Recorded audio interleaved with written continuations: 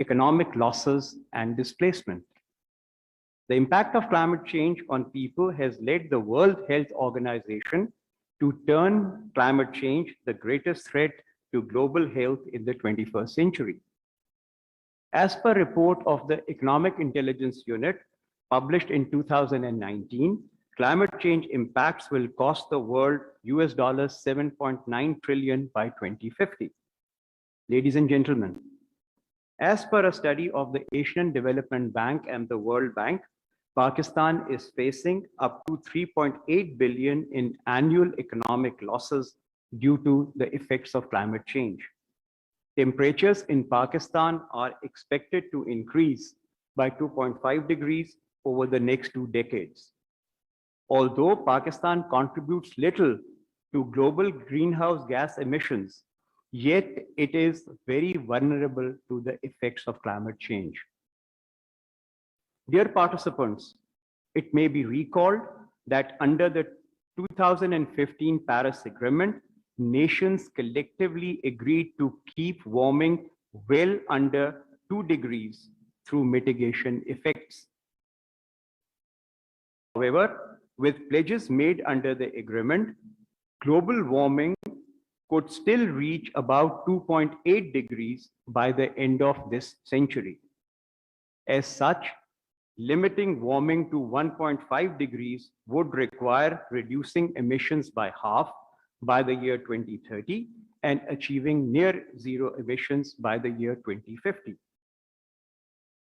The Paris Agreement was adopted in December 2015 by 197 countries, and it marked a turning point in the global efforts to tackle climate crisis.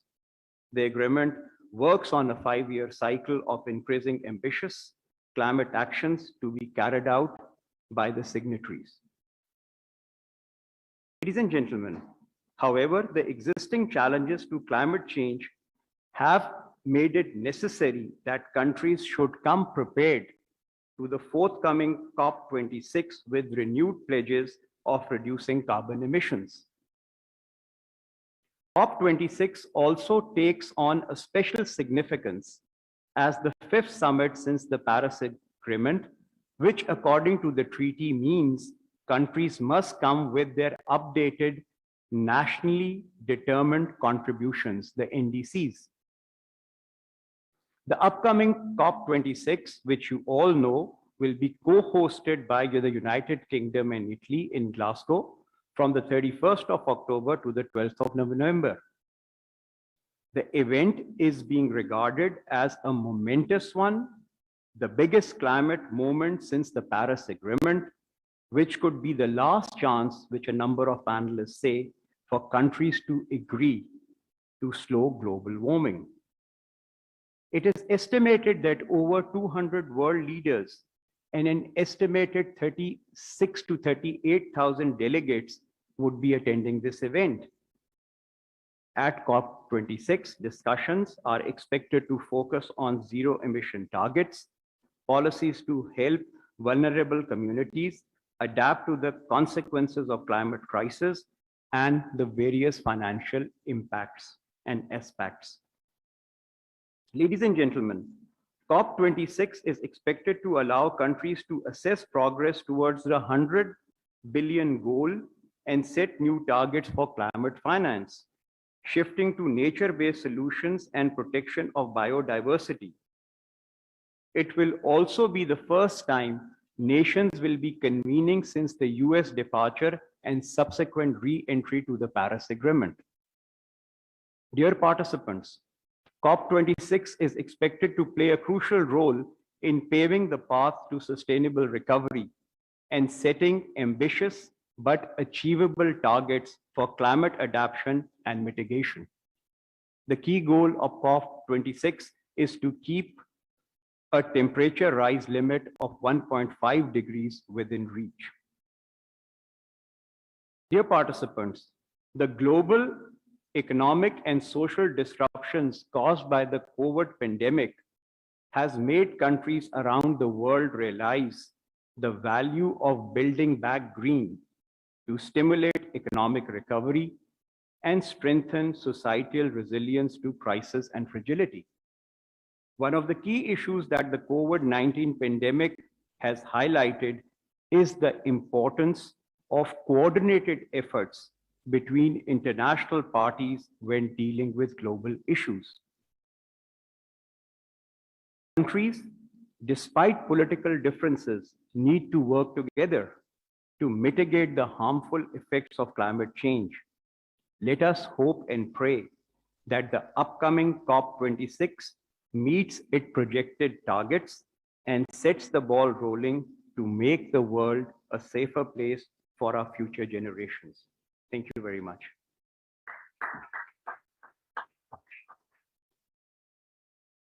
Thank you, Ambassador Riaz, for your informative comments.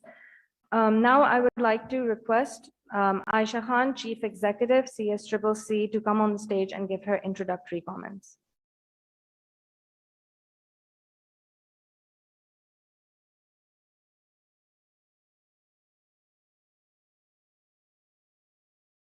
Distinguished speakers and honorable guests. Every year since 2016, CSCCC has been organizing pre-COP meetings with multi-stakeholder participation. This year, it's a great privilege for us to have the Embassy of France, the Institute of Regional Studies, and the Sustainable Development Policy Institutes collaborate in co-hosting this event with us.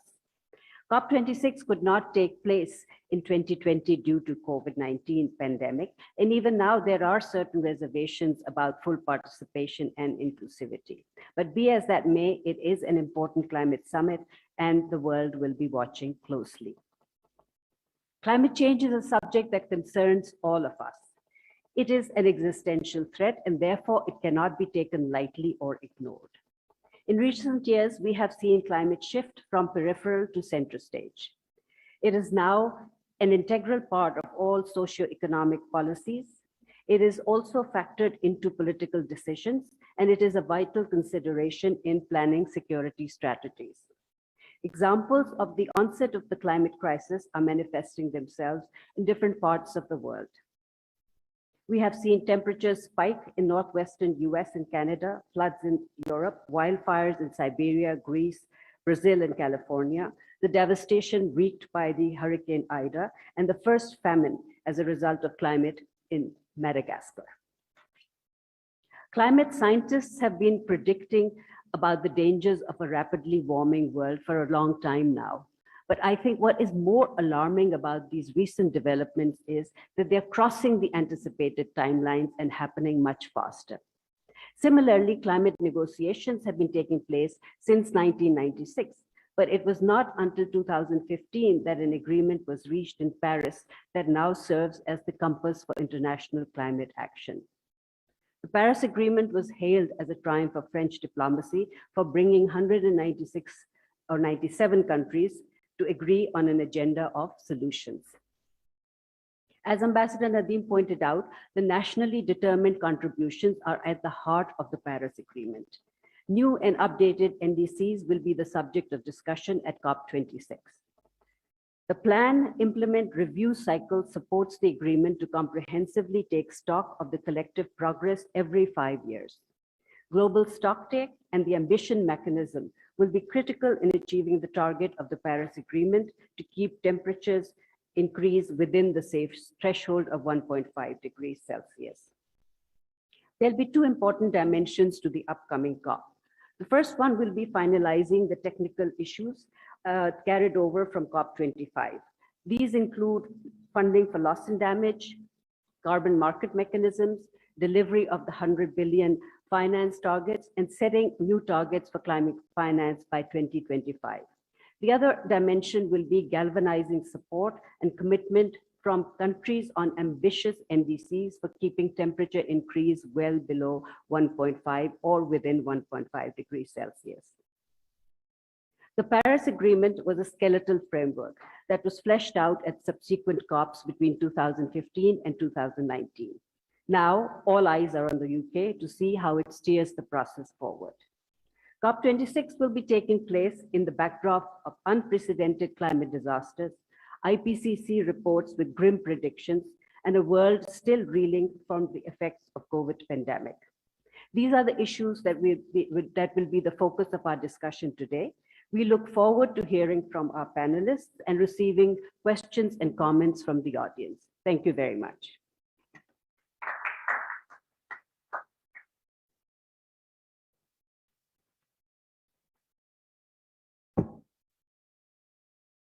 Thank you so much, Ms. Aisha Khan, for sharing your views with us. Today, we're very privileged to have Ms. Andali Abbas, Parliamentary Secretary for Foreign Affairs, here with us. I would now request her to take the podium and please give her keynote speech.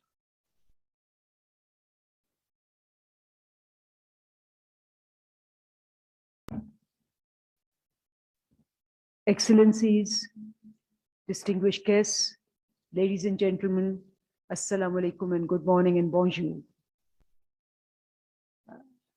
I think it's a great pleasure for me and a really heartwarming thing to see COP-26 being pre-discussed and debated at the highest level. Call it climate change is, I think, a euphemism. We are going through climate shocks. And we stand at the turn of history, I think, because in 100 years, what has happened in the last 1.5 years never happened. This pandemic is as a result of criminal negligence of the citizens of the world on giving respect, regard, and due diligence to the environment in which we live. And I think that at this moment, when the Glasgow summit is going to be held, never have the leaders of the world been so conscious of what has happened and what can happen than now. So it's a great opportunity.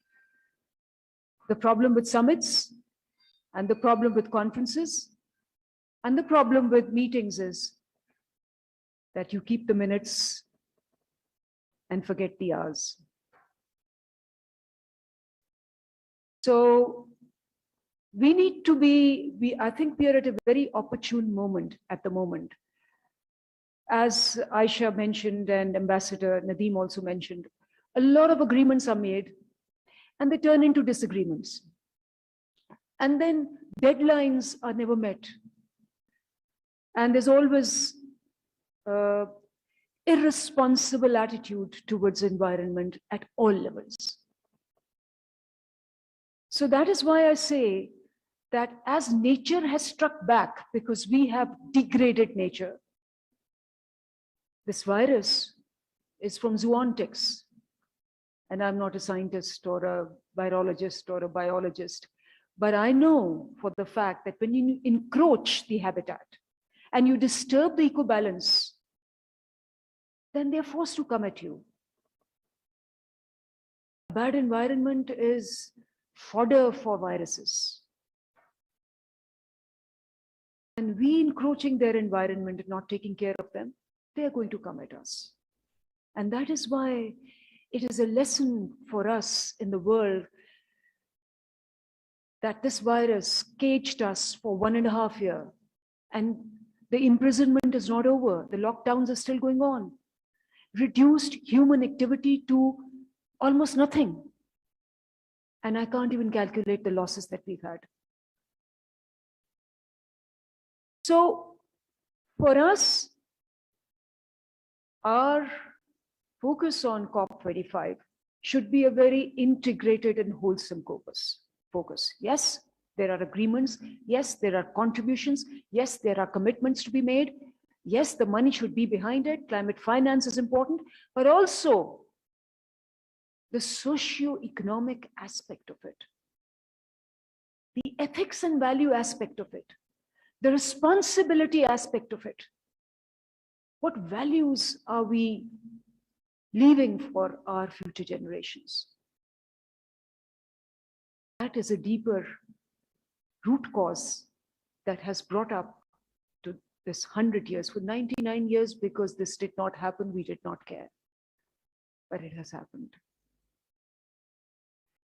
So what Ambassador Nadeem and Aisha has very rightly pointed out, the IPCC study has clearly pointed out that, ladies and gentlemen, if you think this is hot and unbearable, it's going to get worse. So we are screaming at 1.5 degrees centigrade going up, and that has caused hurricane avalanches. Views that we used to see in movies are happening live. From Karachi to New York to London, we have seen inundated water over there. Coastal floods are there. Urban flooding is there. 30 hurricanes have taken place. The hottest decade in human history we are going through. And that's just 1.5 degrees that we are talking about. As very rightly pointed out in the IPCC, that by the end of the century, in 80 years, our children, our grandchildren will have 4 degrees centigrade. So I shudder even to imagine what will happen to our glaciers, to our waters, to our sea levels, which have, by the way, gone up by 1.5%. And you have earthquakes. Yesterday, there was an earthquake in Mexico, and you have earthquakes every other day, somewhere happening in the world. So the nature and the earth is reacting, rejecting. Whatever we've done so far has not been enough. And like we say in Pakistan, standing at this time, Pakistan, there's a study, as he mentioned, in World Bank, Asian Development Bank, very clearly says that Pakistan's contribution may be very little, but it is getting more and more vulnerable. And that is why they are saying that the heat level in Pakistan may be up another 2.5 degrees in the next 30 years.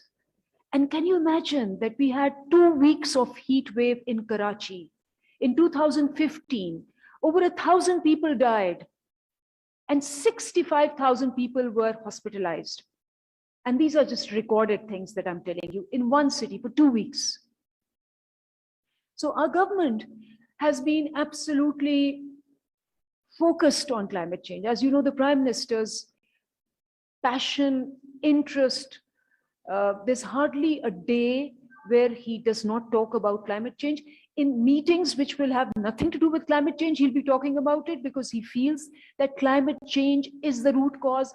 It is the overall envelope which, regardless of whether you are in IT or industry or energy, if you are not taking care of it, everything else will become zero. So the two things that we've done, and I'm in the climate change standing committee also, I'm in the, the Green Focus subcommittees also. When I came in the climate change committee, we were talking about the technology of the brick making industry causing the pollution. And then we in the standing committee said, no, we want to have a look at why Lahore has become the second most polluted city in the world. And we discovered that 43% of Lahore's smog was not due to the brick making, where a lot of emphasis was being made, but due to the fuel quality of the transport. And the fuel quality of the transport was Euro 1. That is why the government made a policy, and the standing committee really expedited it, that we should shift to Euro 5, which has obviously the magnesium element in it, which is so poisonous less. And because it's transport, the electric vehicle policy has come in, and you see the introduction of electric vehicles coming in. There's a lot of resistance. The industry is resisting. As you know, it's a disruption innovation all over the world, and so in Pakistan, because there's a lot of employment involved. There are, the industry collusions over there. So it's a lot of work to be done. But the direction for the first time is right, because 43% is because of that. And you must have noticed the color of the sky in the world and in these cities when the lockdown took place. For the first time, we could see the sky's true color. And in fact, I think one of my best memories of the lockdown is when I was sitting on top in my balcony, and I came out at about 5 a.m. in the morning, and the sky was almost purple. It's beautiful. And that was like a feast for us, and it should be normal. But hey, the lockdown finished and we are back to gray and murky. So these are all things which are telling us that what we can have and what can be done. All is not lost. So what we are doing, what I would recommend for the COP-26 pre, post, during the Glasgow meetings is, one, look at what the pandemic has taught us. The pandemic has taught us that as a world, we have to be together. So collaboration and cooperation between the rich and the poor, between the poor and the poor, between all countries. And I was glad that Pakistan was a case study by World Health Organization as for green jobs during pandemic. Because one thing that we discovered early on than the other countries was that the pandemic is less harmful in the open. So why just close down all jobs? And that's when the tree planting started, because it's in the open and it's individual. So social distancing can take place. And so we went massively into providing jobs. They were called the green jobs, and there's a whole case study by the World Health Organization on it. So there are lessons to be learned from every country. I'm sure people have innovated because disruption causes innovation by default. Second thing, and that's why I think that, like Gavi, the Global Alliance for Vaccine, we should have a GGGC or something like that, a global green alliance for countries to together fight this destructive pandemic of environmental degradation, not just corona. Second part that I think I would really like to learn from in this seminar and the other seminars is also that the concept of green economy, industries, because we are working on it in the standing committee and we're really finding it a challenge that we need to all look at. How can industry be tied with their taxes, with their incentives, all with the green carbon emissions, incentives, penalties we've tried, they should be there, but how can industrialization be given an incentive, a credit, a concession, a subsidy, all tied with how green they are, how responsible they are. So we need to work on that. And especially, I think we can learn from the other countries. We would love to learn from that, to be able to do it in Pakistan. We're already working on something on that, in that respect. And the third part, which I'm very interested in, and I'm also taking place, I'm speaking on this on the global advocacy, climate change in UK, on the youth aspect of it. How young people, and especially in this part of the world where we have 60% of them, they are the real change agents, galvanizing them. You saw a small part of that, what we did in Gujranwala, when you told the youth that you can become a Guinness Book record maker. 50,000 trees were planted by school children in Gujranwala in record time. So that is the type of movement that we need to have all over the world. And I would also propose in this respect that every country should have a youth climate change champion. And there should be a youth Congress of climate change in the world. And they should be speaking against us, like Greta Thunberg. Because they are like a virus on the social media. Give it to them, and they can sit the whole night and the whole day and make you uncomfortable. So these are some of the suggestions that I have for this forum and for the other forums that are coming forward to ponder and come up with some solutions to that. As we know, Nothing is green till everything is green. You don't have visas on air pollution. You can't stop them. You can't block them. So there's a crop burning in Delhi, Lahore gets polluted. So as Margaret Mead said, and I think that's the thought that really struck me. She said, you cannot have a society if you destroy your environment. And that's what we need to think of as we move towards a very important COP26. I thank you.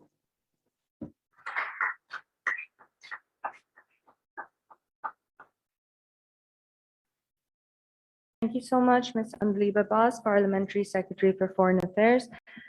She very rightfully pointed out that climate change is all-encompassing and affects everyone regardless of who and where they are. Hence, cooperation and coordination is the only way forward. Now we're going to move towards our first session, which is COP26 Opportunities and Challenges. Before I hand it over to the moderator, I would request the panel speakers to come onto the podium and give their opening statements, which we would request you to keep them between 3 to 5 minutes. We will start with His Excellency Dr. Christian Turner, the British High Commissioner to Pakistan.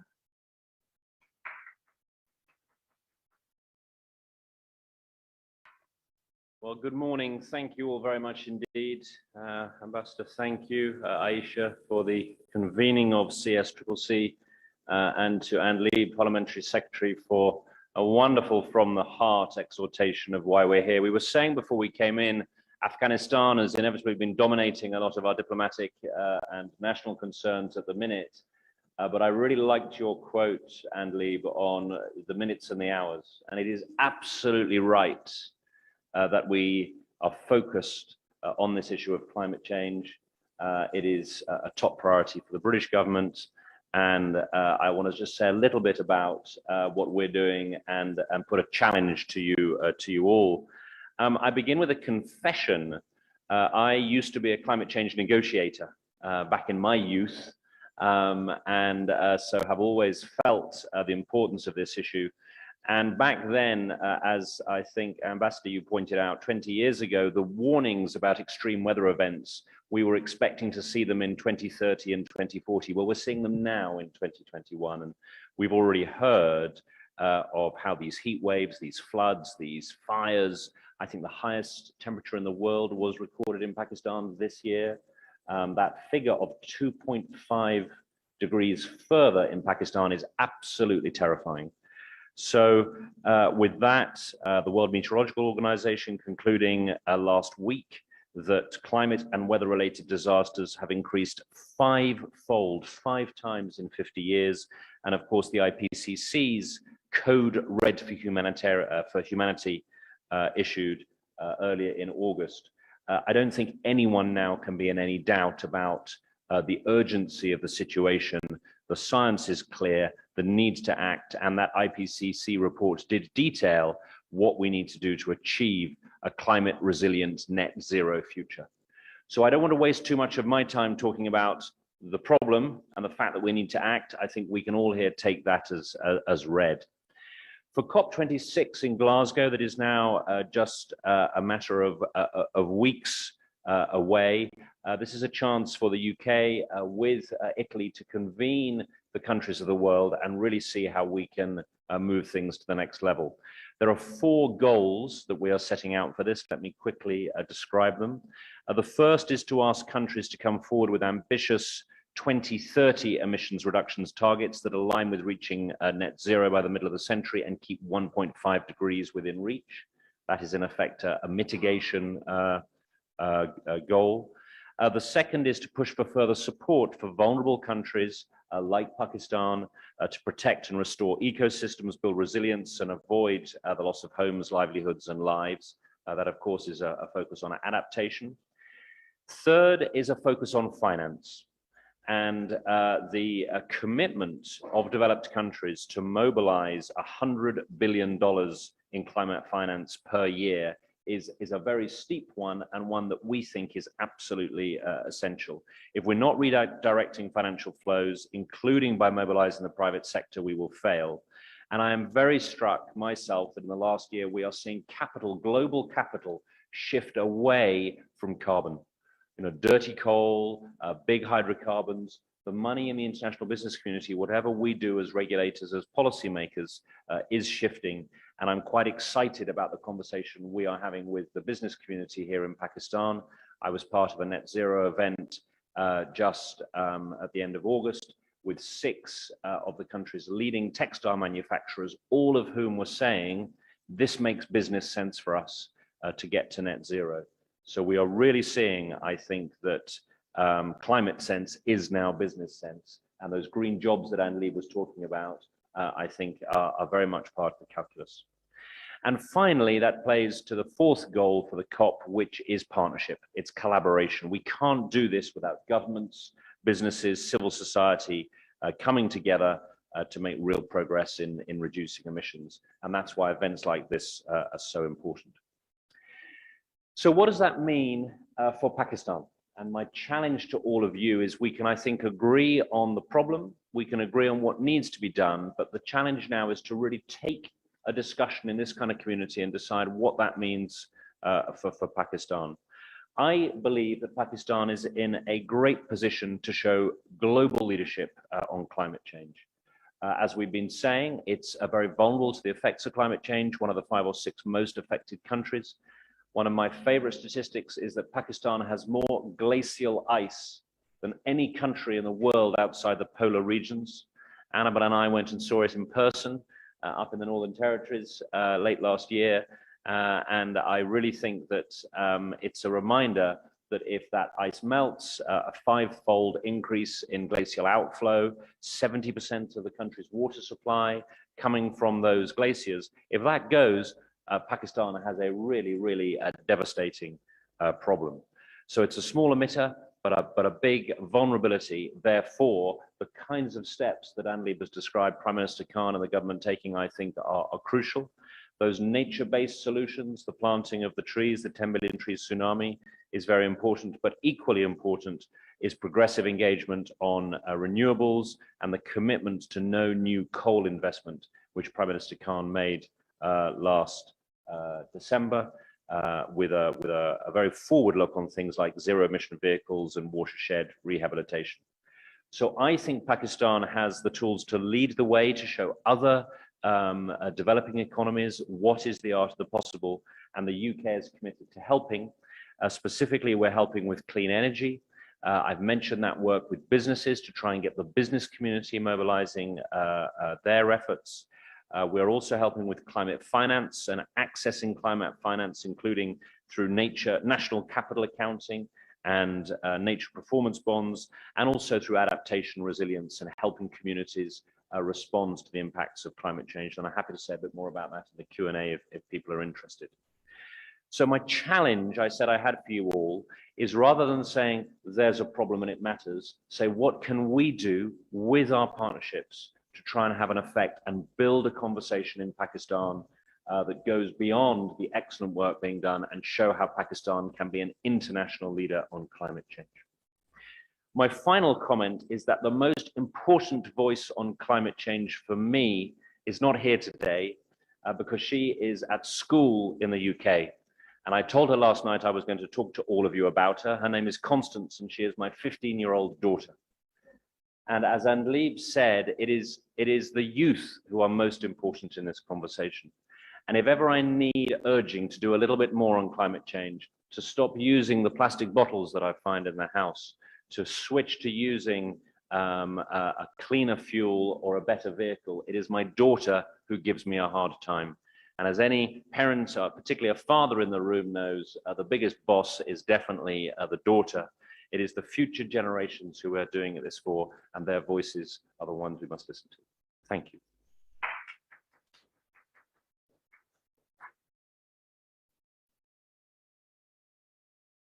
Thank you, Your Excellency, for your remarks.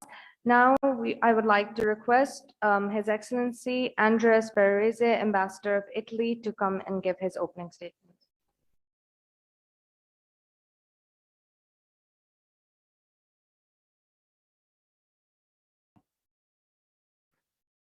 of all, let me thank the organizers for this invitation, Ambassador Nadim Riaz, and greet all colleagues and distinguished guests. Italy was enthusiastically approaching this initiative that we had together with the United Kingdom. And it's a great honor to have the possibility to co-lead this initiative. Our Minister of Foreign Affairs, Luigi Di Maio, stated that Italy's maximum commitment as G20 president and COP-26 co-partner to fostering a global recovery from the pandemic that is green, sustainable, and inclusive, and based on strengthening multilateral cooperation. This is a particularly important scope also for vulnerable countries, which due to COVID-19 will have fewer financial resources to combat the consequences of climate change. Our minister therefore expressed the hope that the international community will be able to develop a package of interventions to support the spending and investment capacities of the most vulnerable countries. And he stressed the importance of adopting a strategic perspective that looks at the sustainable development goals of UN 2030 agenda, including achieving climate neutrality by 2050. Finally, he underlined that to achieve the 2030 agenda goals, the international donor community will require the identification of further green finance tools, including through greater involvement of the private sector. Italy, as I said, feels a great honor and responsibility to co-chair COP26 works, and we will collaborate with the United Kingdom to ensure that climate will therefore be the cornerstone of the Italian-British triangulation COP26 G20 G7.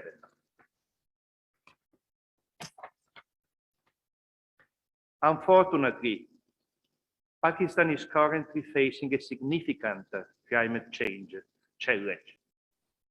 The country contributes less than 1% of total greenhouse gas emissions, whereas according to the Global Climate Risk Index, Pakistan was the 8th country negatively affected by climate change between 1997 and 2016, with 141 weather events serious that caused losses estimated $3.8 billion.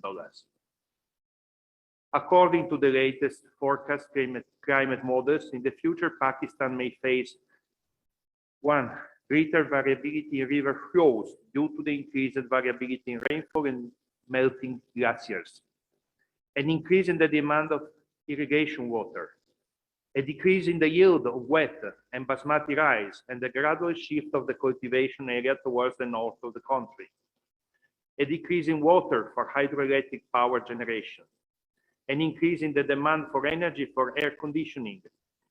Extreme heat waves can cause an increase in mortality. Heavy rainfall and flash floods can put a strain on urban drainage systems. Storm surge and sea level rise can negatively impact coastal infrastructures and livelihoods. Long before most countries, the GOP, the government of Pakistan, started to study and address the climate change challenges very early in the past. Following the publication of the World Conservation Strategy in 1980, the government of Pakistan developed the National Conservation Strategy for Pakistan, issued in 1992. In 1997, the government passed the Pakistan Environmental Protection Act. As a result, we acknowledge with a great admiration from Italy, Pakistan established the Ministry of Climate Change in April 2012, giving the ministry responsibility for disaster risk reduction and for spearheading national climate change initiatives, both in adaptation and mitigation. First of all, the 10 billion trees tsunami and the growing interest for the national parks. In front of such framework, Italy supported the government of Pakistan primarily through debt swap initiative that paved the way to present programs addressing climate-related challenges. Such approach takes into account three related perspectives. One, promoting a number of technical initiatives meant to align scientific research, institutional endorsement, education, and effective implementation. Two, providing realistic and replicable finance support. Three, ensuring that the procedures are as effective as they are complying with the institutional role implementation of effective procedures. I would like to renovate the commitment to keep supporting the government of Pakistan as the most of the ongoing and upcoming initiatives will be focused on climate-related topics, such as EUCN, CKNT, and glaciers and students.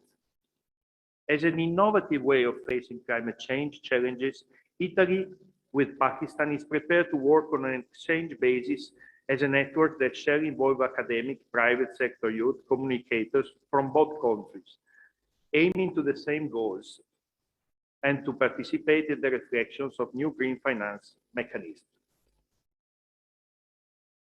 Finally, I'm glad to announce that on 24 and 25th of September, Italy has prepared with Pakistan and will host the COP-26 side initiative, High Summit 2021, the International Conference on Mountain Climate Change and Sustainable Development, where Pakistan will play a central role in addressing of the challenges related to the conservation of the central Karakorum ecosystem, meant to be a model for the world. Again, in our country, we host a huge part of the UNESCO Universal Heritage, and even Italy is threatened. My city itself, Venice, is very vulnerable. 2 years ago, we had the worst flood of history, and out of my house, we had 1 meter of water. That would never happen. So we are also, all our historical heritage depends on the initiative we will have on climate. So we share this responsibility, and we will not forget that it can also be a boost for economies. For instance, in Italy, we provide special incentives and funds for those who renew the house, those who put renewable energies, those who take these environmental precautions. So it can also be a boost for the economy, not only a liability. It's not necessary to think that improve the attention to and respect for the environment can only be, and it can also be an economic opportunity. That's why, again, let me thank all the organizers and participants, and please, in our embassy, we are ready to discuss further initiatives if someone of you will find it useful. Thanks again.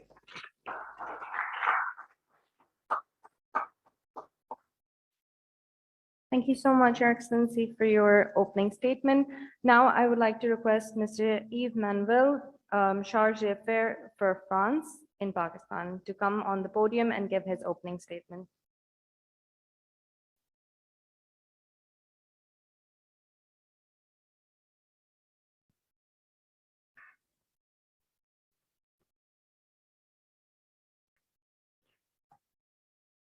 First of all, I would like to thank Ambassador Nadim Riaz and Director Aisha Khan and Honorable Andy Abbas for this conference and for their addresses to us, very inspired addresses. I would like to thank Pakistan and the government of Pakistan for its active engagement in the problematic of climate change. Paris to Glasgow, Paris Climate Agreement is a collective compass for international action, climate action. As a guarantor of the spirit of the Paris Agreement, France will play its part in collaboration and under the presidency of Italy and United Kingdom to ensure that COP26 becomes a defining moment in the fight against global warming.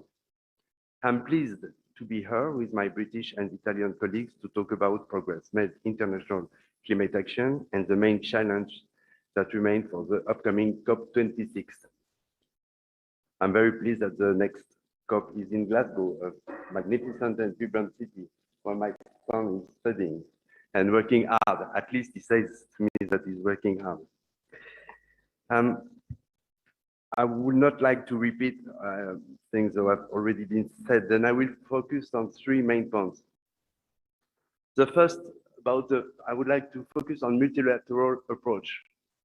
Well, since I am in this job, I never saw such a multilateral integration of the classic political and diplomatic process, but also of the civil society, of the regional power, of the municipality. We have really succeeded to build an inclusive and trustful movement and process with many actors. And it is good that we are in this process also. It's a dialogue and we are criticized. It's good that we are criticized, as you underline. That's a very positive thing. Because of this dialogue and critics that we can progress, advance, and think about what we are doing step by step. My second focus would be that about the France engagement for that being the country of COP21 and COP21 agreement, we must set an example. We must be constantly an example. Not one shot, we must be day after day an example. We have adopted a national legislation in order to meet the objective of the Paris Agreement and become carbon neutral by 2050. We have adopted a law on energy and climate in November 2019, which defines carbon neutrality France has ensured its COVID-19 pandemic economy recovery plan with this consideration of carbon neutrality. The 100 billion recovery plan put in place in September 2020 devotes no less than 30 billion to ecological transition. The law on climate and resilience adopted by the French Parliament in August 2021 will further enable the ecological transition to become part of the daily lives of the French people and to become central to the French social and economic model. The law was the result of a democratic experiment in the forms of the Citizen Climate Convention, where 150 citizens were chosen by lottery to discuss the plan. France is also honoring its commitments on international climate finance. With the European partners and all developed countries, we are determined to continue our efforts to reach the collective target of 100 billion of climate finance in developing countries per year by 2020 until 2025. In December last year, President Macron committed to keep France climate financing at 6 billion per year between 2021 and 2025, one-third of which is dedicated to climate adaptation, which is a significant increase to the commitment France made at the COP21, which was 5 billion. Then we went on to 6 billion.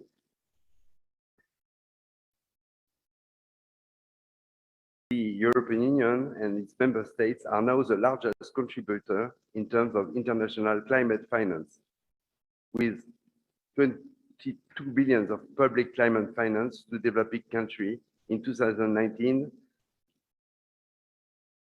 until 2027. We expect the major developed economies to contribute their fair share to the mobilization of international climate finance. France has also committed to make the French Development Agency, Agence Française de Développement, the first bilateral development bank with an explicit mandate to implement the Paris Agreement, and thus to support developing countries in the design of and implementation of their climate policies, including their NDCs and long-term strategy. My third focus will be on our cooperation with Pakistan.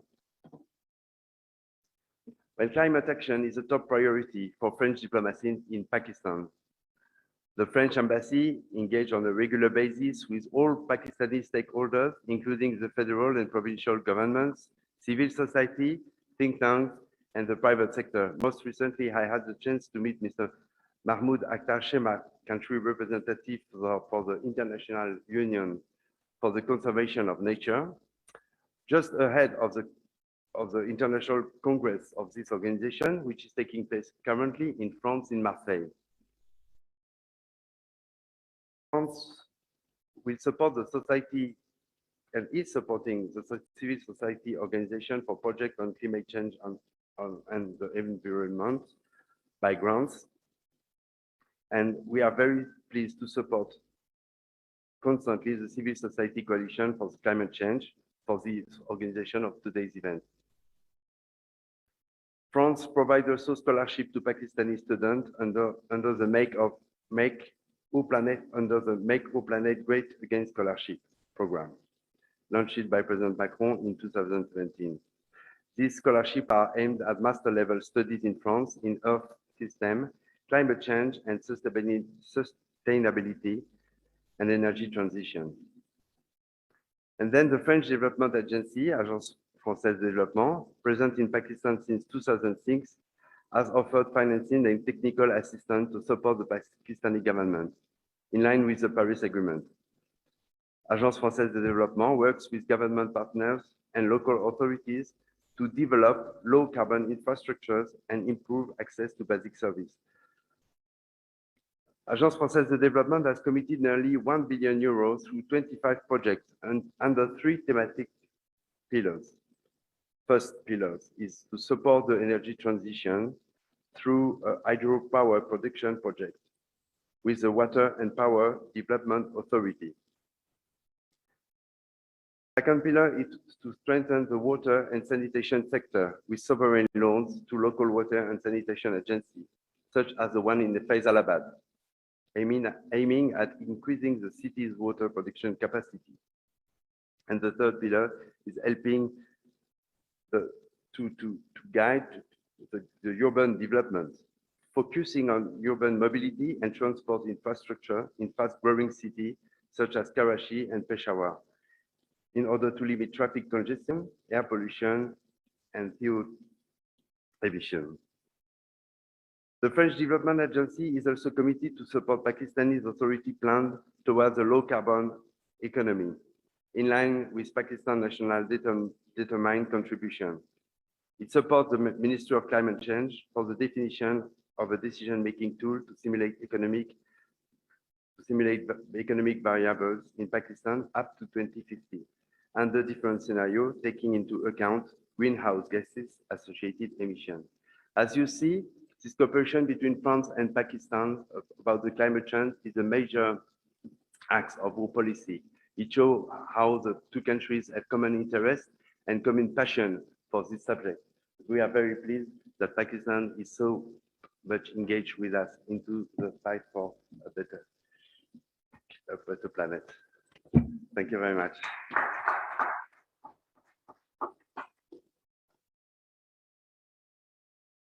I would now like to request our final panelist, Ms. Aisha Khan, Chief Executive, CSCCC, to come onto the podium and give her opening statement.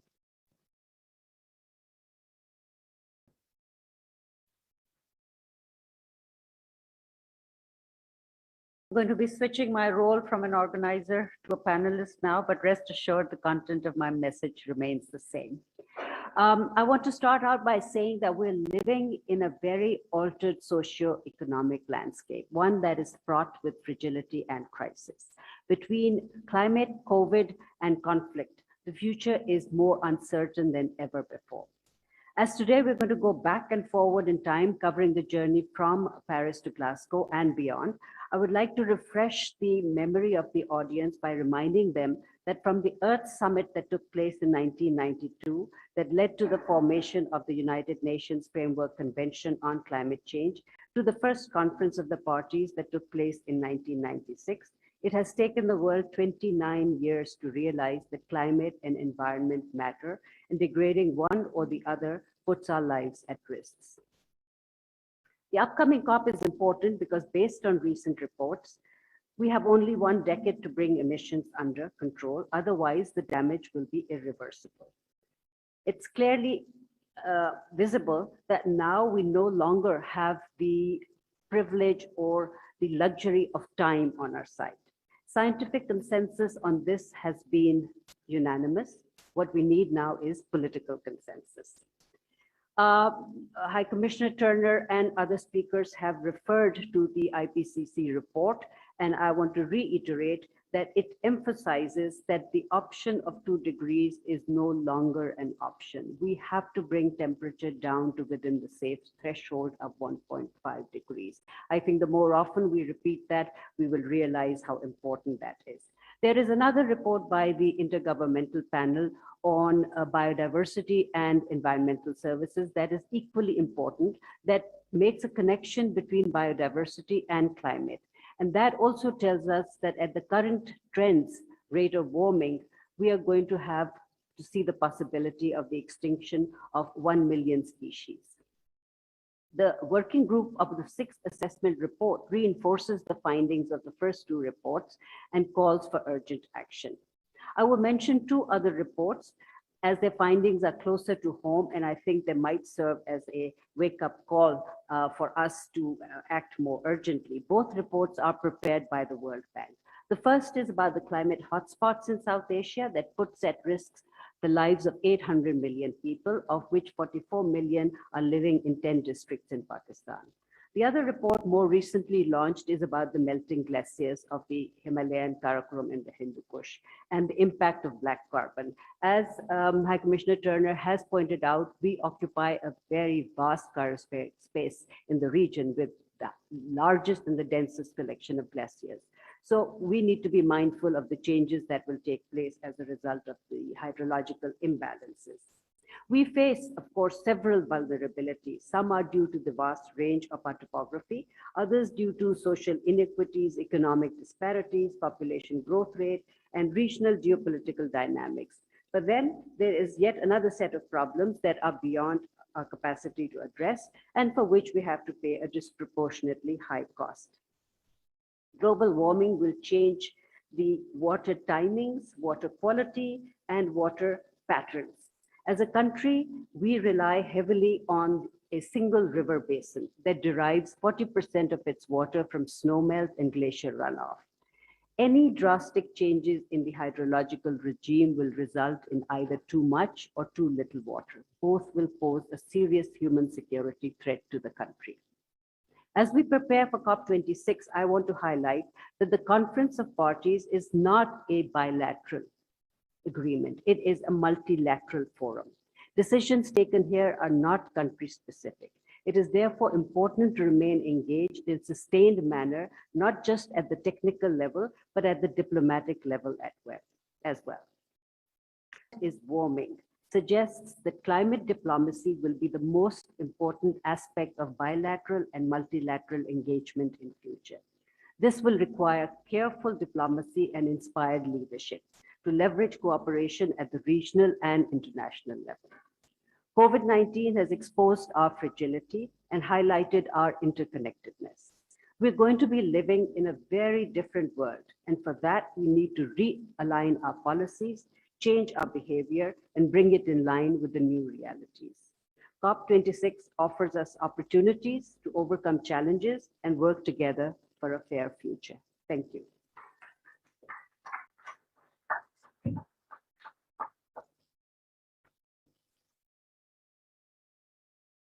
Thank you to all the panelists for giving your opening statements. Now I will hand the floor over to Ambassador Nadeem Riaz, who will be moderating this session. Thank you very much, Zanera.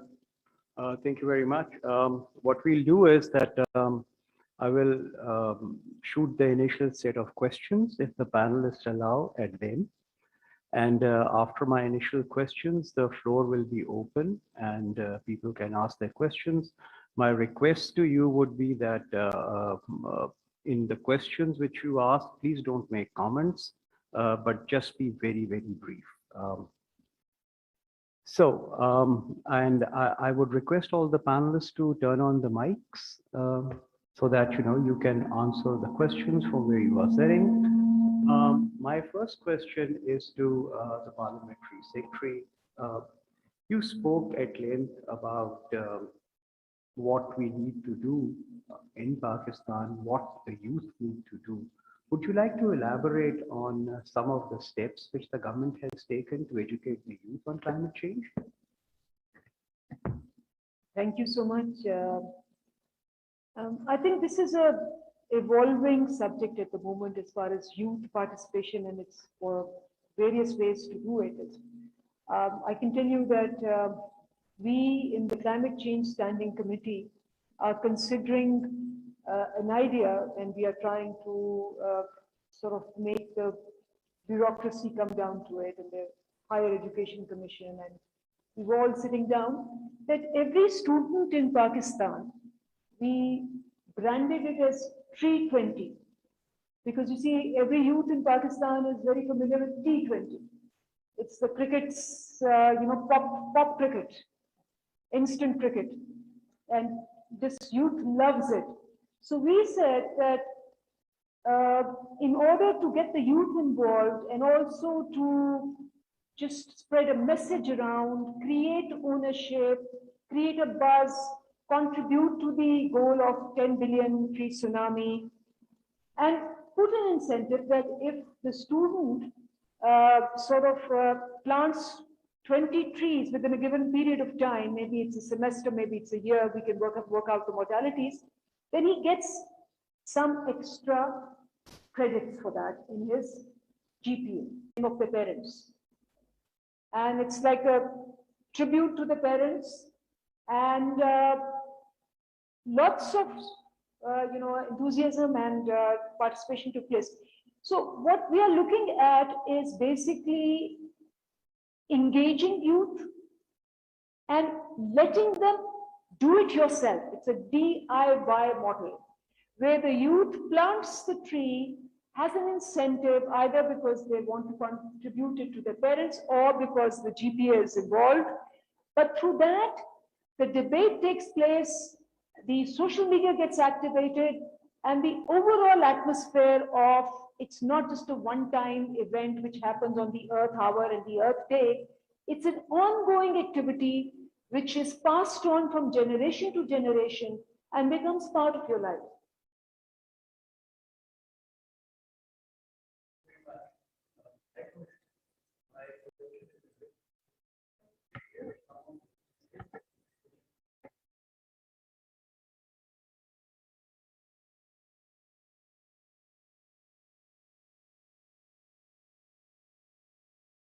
Well, it's work in progress. As everyone is saying, the diplomatic coordination required to lead into Glasgow is absolutely enormous. So President-designate Alok Sharma has written to all parties to encourage the area consensus. Obviously, there's been detailed negotiation in the UNFCCC subsidiary bodies.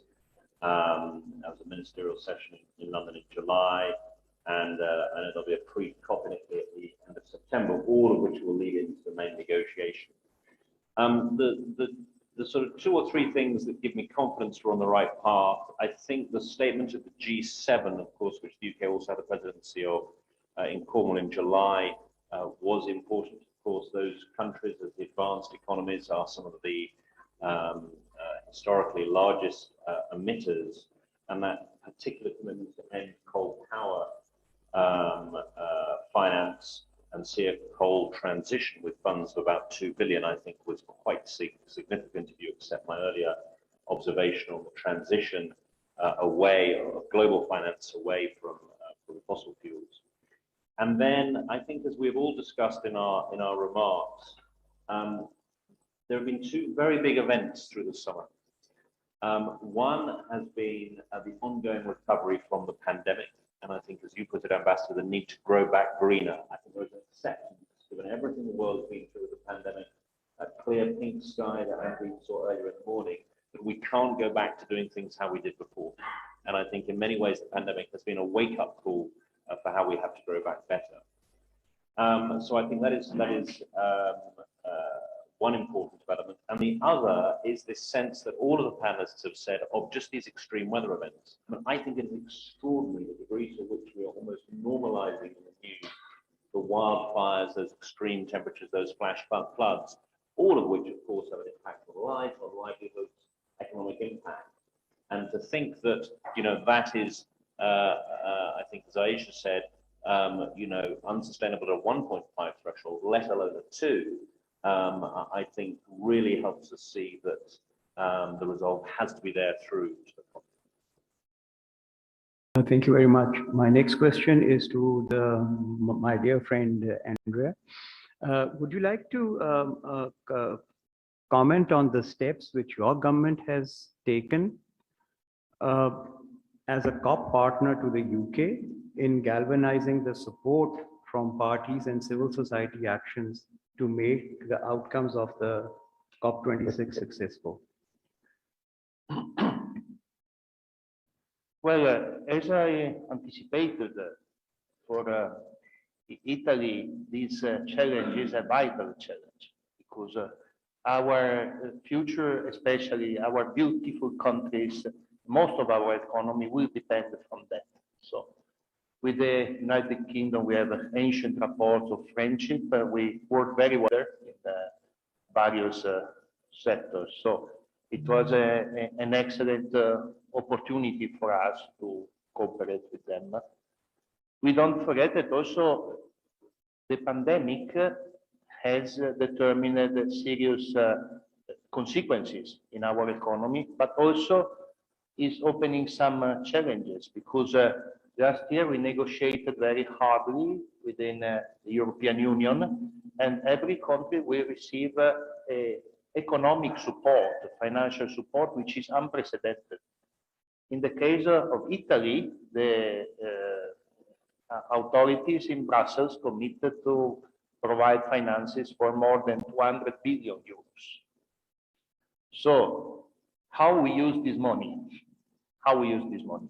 What is the best and most effective use?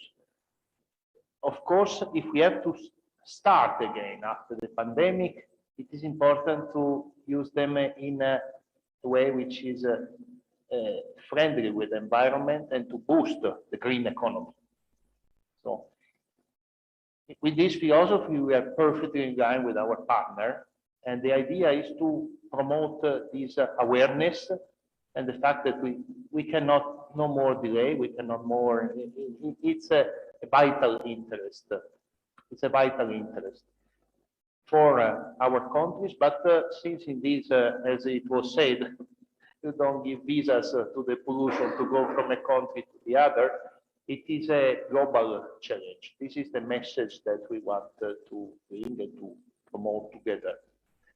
And also starting from everyday life, how when we spend money, this money must be spent in an environmentally friendly initiative. For instance, our government is giving some fiscal exemptions and some financing for those who change the heating of the house. If you have solar panels, if you have a green system which is eco-friendly, the cars, those the use of fuels which are not polluting, something in all these. That's why our governments with the United Kingdom, as the High Commissioner said, there is a very think we will give an important contributions that will be appreciated and received throughout the world. Thank you very much. My next question is for Mr. Manuel. Could you kindly tell me that what are the pledges which your government is taking to Glasgow to show its commitments to raising the level of ambitions?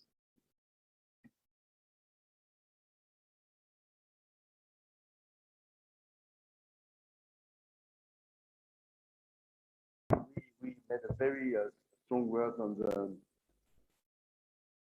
parliamentary work and governmental work to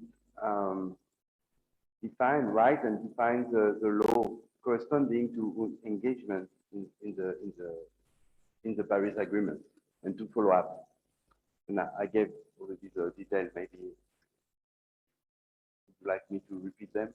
No, no, no, it's fine. It's fine. You know, you basically reiterated what you said in your initial comments. But the main, what I can say that again, that it's not only a work of from top to bottom. It's really a work from the whole people of France, in every town, in every village, almost in every street. There is action about the climate change and a better planet. And all these ideas were given, especially by you, for how to engage the youth, or how to make incentives for people. All that is very much in motion in France too. Thank you very much. Aisha Khan, I would like to ask you that as a civil society actor, how do you see the role of civil society in how do you see the role of civil society in climate action, and how can it make its voice matter for the upcoming COP26?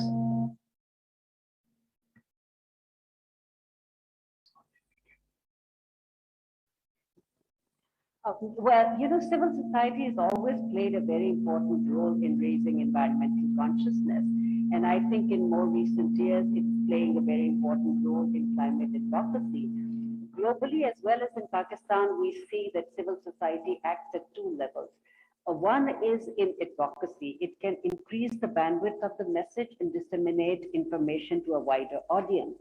Civil society organizations actually in Pakistan play a role without actually knowing that they are working towards climate change, because organizations that are working in social mobilization, in poverty alleviation, in disaster risk reduction, in food security, in improving agricultural practices are all actually working for climate change. They just need to realign their policies and work and connect it with climate change to make it resonate more with the communities with whom they're working. The second way for connecting is through institutional platforms. And we have two opportunities that come to my mind immediately. One is the Pakistan Climate Act, yet to be operationalized, and we have parliamentary secretary with us, and we can request her to take that agenda forward, because that gives a seat to civil society on the table to make their contribution. And the other one is Pakistan became a member of the Open Government Partnership in 2016 at the summit in Paris. And that has also yet to be activated. I see former Secretary Climate Change Abu Akif sitting here in the audience. And civil society had worked very closely with him to come up with 4 commitments. And I see, UK is going to be the co-chair of the steering committee of the OGP. So here is yet another opportunity where civil society can actually play a role more effectively. The last thing I want to say is that co-opting the role of civil society is hugely important, because the decisions that are taken at the policy level are difficult to implement without a buy-in from civil society. Both sides will have to make compromises, sacrifices, changes in the way they behave and relate to the environment. So if there's co-ownership and there's a sense of shared responsibility, it will be easy to take the agenda. Thank you very much. I don't want to hog all the questions. So, could I take 2 questions from the audience? Please, Farooq Ahmed.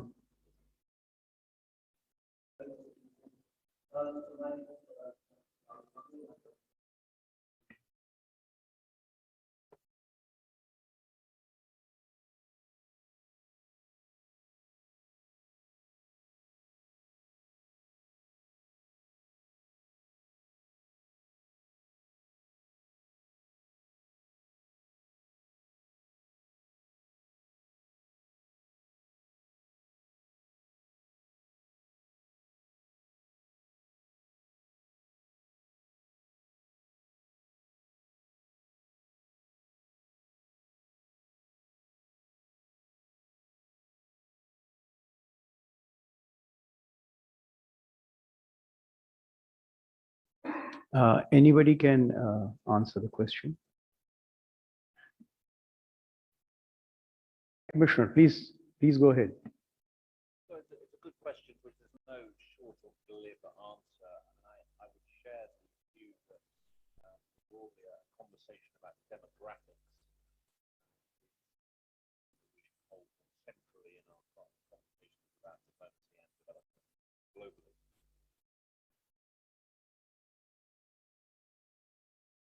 With any conversation about Pakistan, development trajectory has to start with 220 million people rising to 300 million plus. Half are. So I mean, these questions come served in Africa. It's a huge issue. The African continent. 1 in 4 of the world's people will be African by the middle of the century. So I think they're big questions.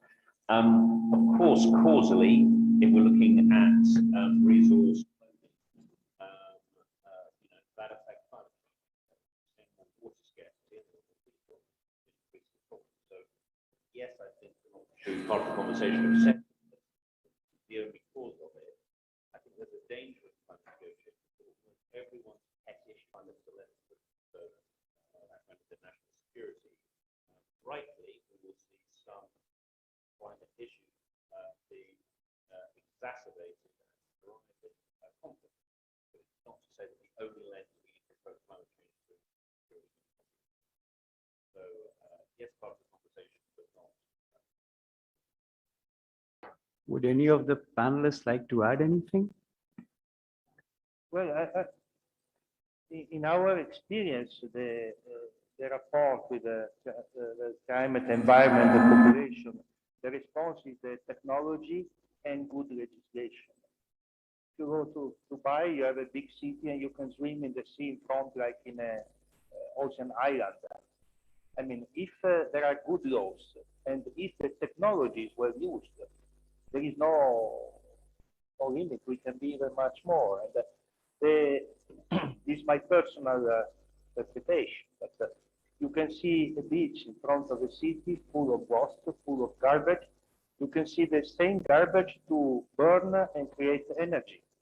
So it depends how we are organized, and this is, and especially to work together, international collaboration to spread the best technologies and to convince the people that it's in their interest to use them effectively. We have time for one more question. Can I have that?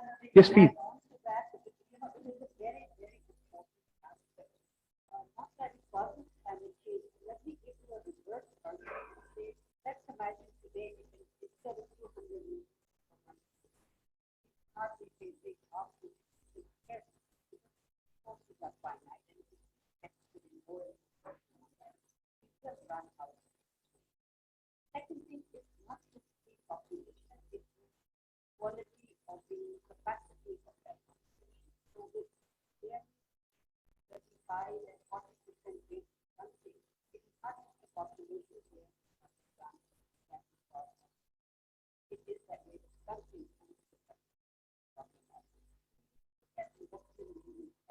and invest more population.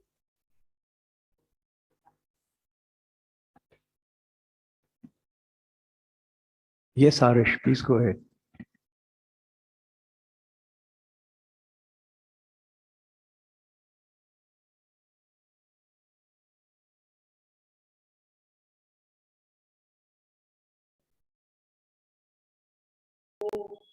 Thermal power generation lobby. But my question is it really possible to make a switch from thermal power generation to renewable energy, because all renewable energy sources are dependent on conditions that are beyond our control. So is it really possible to make a switch from thermal power generation to renewable energy? Please. Yes. One is the technology. Battery generate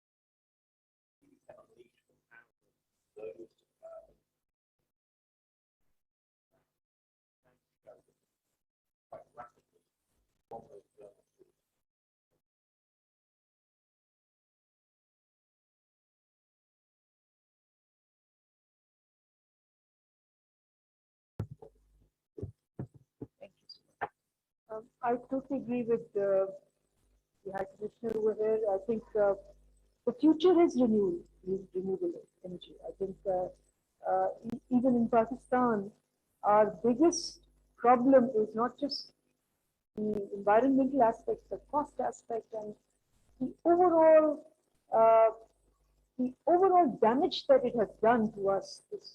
Having a single source energy or largely single source energy base is much more than just the economic growth. It has had an impact on job creation. It has had an impact on the environment, on health. And so the government, at least for its multiple damages that it has done, is looking at alternatives. You have talked about solar panels and you've talked about so many other things. I am sure that from within the youth, because every day I see a startup and I see somebody coming on some show saying that I've made this particular gadget and it doesn't need all this. So the type of young entrepreneurs and social entrepreneurs who are coming into this field, I'm very hopeful that maybe sooner than we think, we will have a largely renewable-based energy production.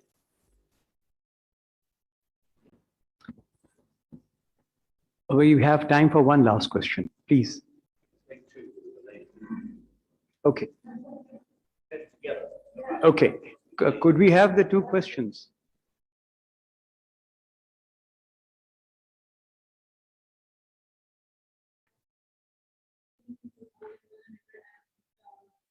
Rich country, and we are doing urgently as a small stream to push harmful climate markets, and we are already talking to climate resilience plan.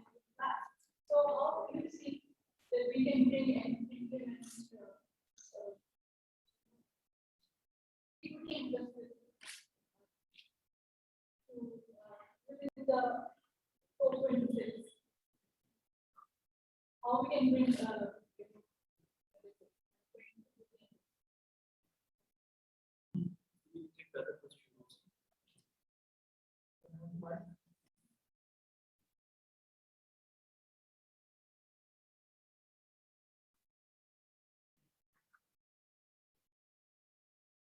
My name is Mr. Paul. I'm Secretary Environment, Climate Change, Coastal Development Department of the State.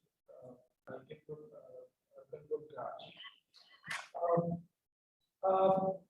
the issue is that the signatory to the international conventions and protocols, it is the federal government, and most of the policy making is also at federal level.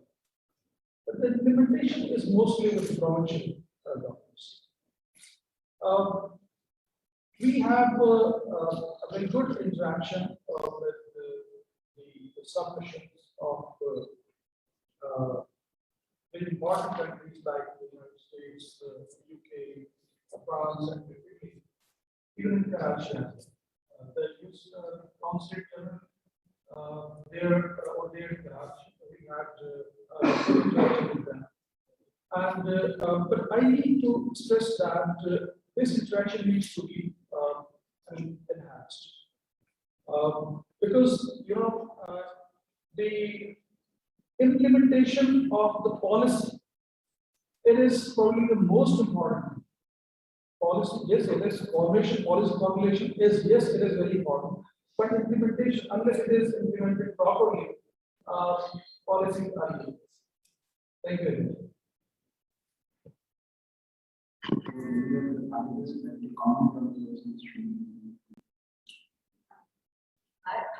I would just like to say yes, I agree with the Secretary, and a suggestion to the government would be that they should ensure that there is representation from the voices of some national governments at the international climate negotiations, because it is they who need to understand the process, and they will also get exposure about accredited how to apply for these finance and how to network.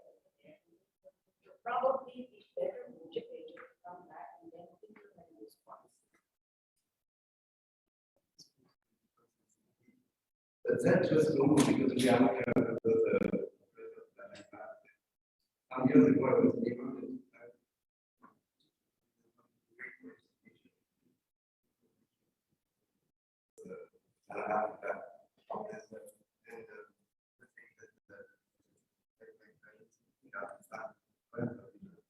about the sky aftermath. That's a peaceful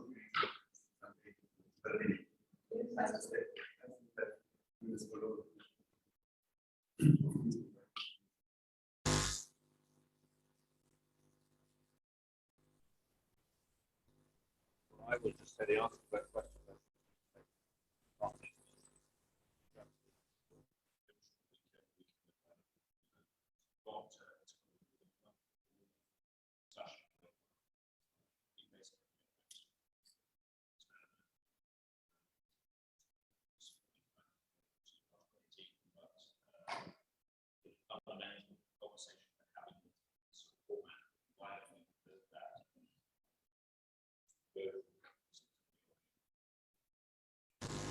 Thank you very much. I know you have lots of questions, but we have really even overshot the time which was allocated for this session. I would like to thank, on behalf of the organizers, all the honorable panelists for their considered views. They were really enlightening. But I think the message, if we have to take something back from this session, it is that climate change is real. It is a threat and we have to deal with it. And secondly, nations have to work together. They have to go to COP-26 with an open mind and with figures, because at this particular event, what we are going to decide, that is going to be important for the next 50 years, for the next 100 years, because you cannot allow climate change to increase global temperatures, because if there is an increase in temperature, it will become more and more difficult. And one thing which I'm sure will also come out, that when there are problems due to climate, there is food shortage, it also leads to security related issues. So I think these are important challenges which we must keep in mind. These are the challenges which the world faces, and I don't think any country or a group of countries working together can resolve them.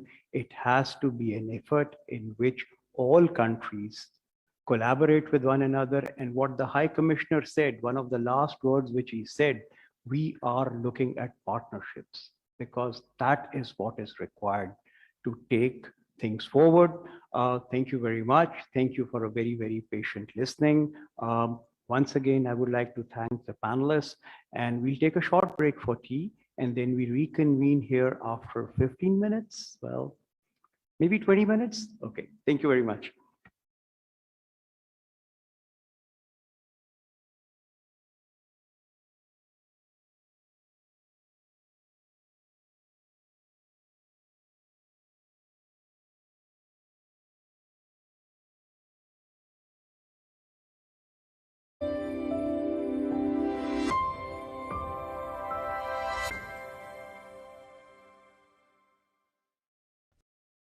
बिस्मिल्लाहिर्रहमानिर्रहीम अस्सलाम वालेकुम नाजरीन। पाकिस्तान में Honda, Toyota और Suzuki का दौर खत्म हुआ जाता है, क्योंकि चीन की सबसे बड़ी ऑटोमोबाइल कंपनी पाकिस्तान में बरकी कारों का पैदावारी प्लांट कायम करने को तैयार है। ये प्लांट मुल्क में सिर्फ बैरूनी सरमायाकारी नहीं बल्कि मुकामी सरमायाकारी को भी फरोग देकर मुल्क को अरबों की कमाई फराहम करने जा रहा है।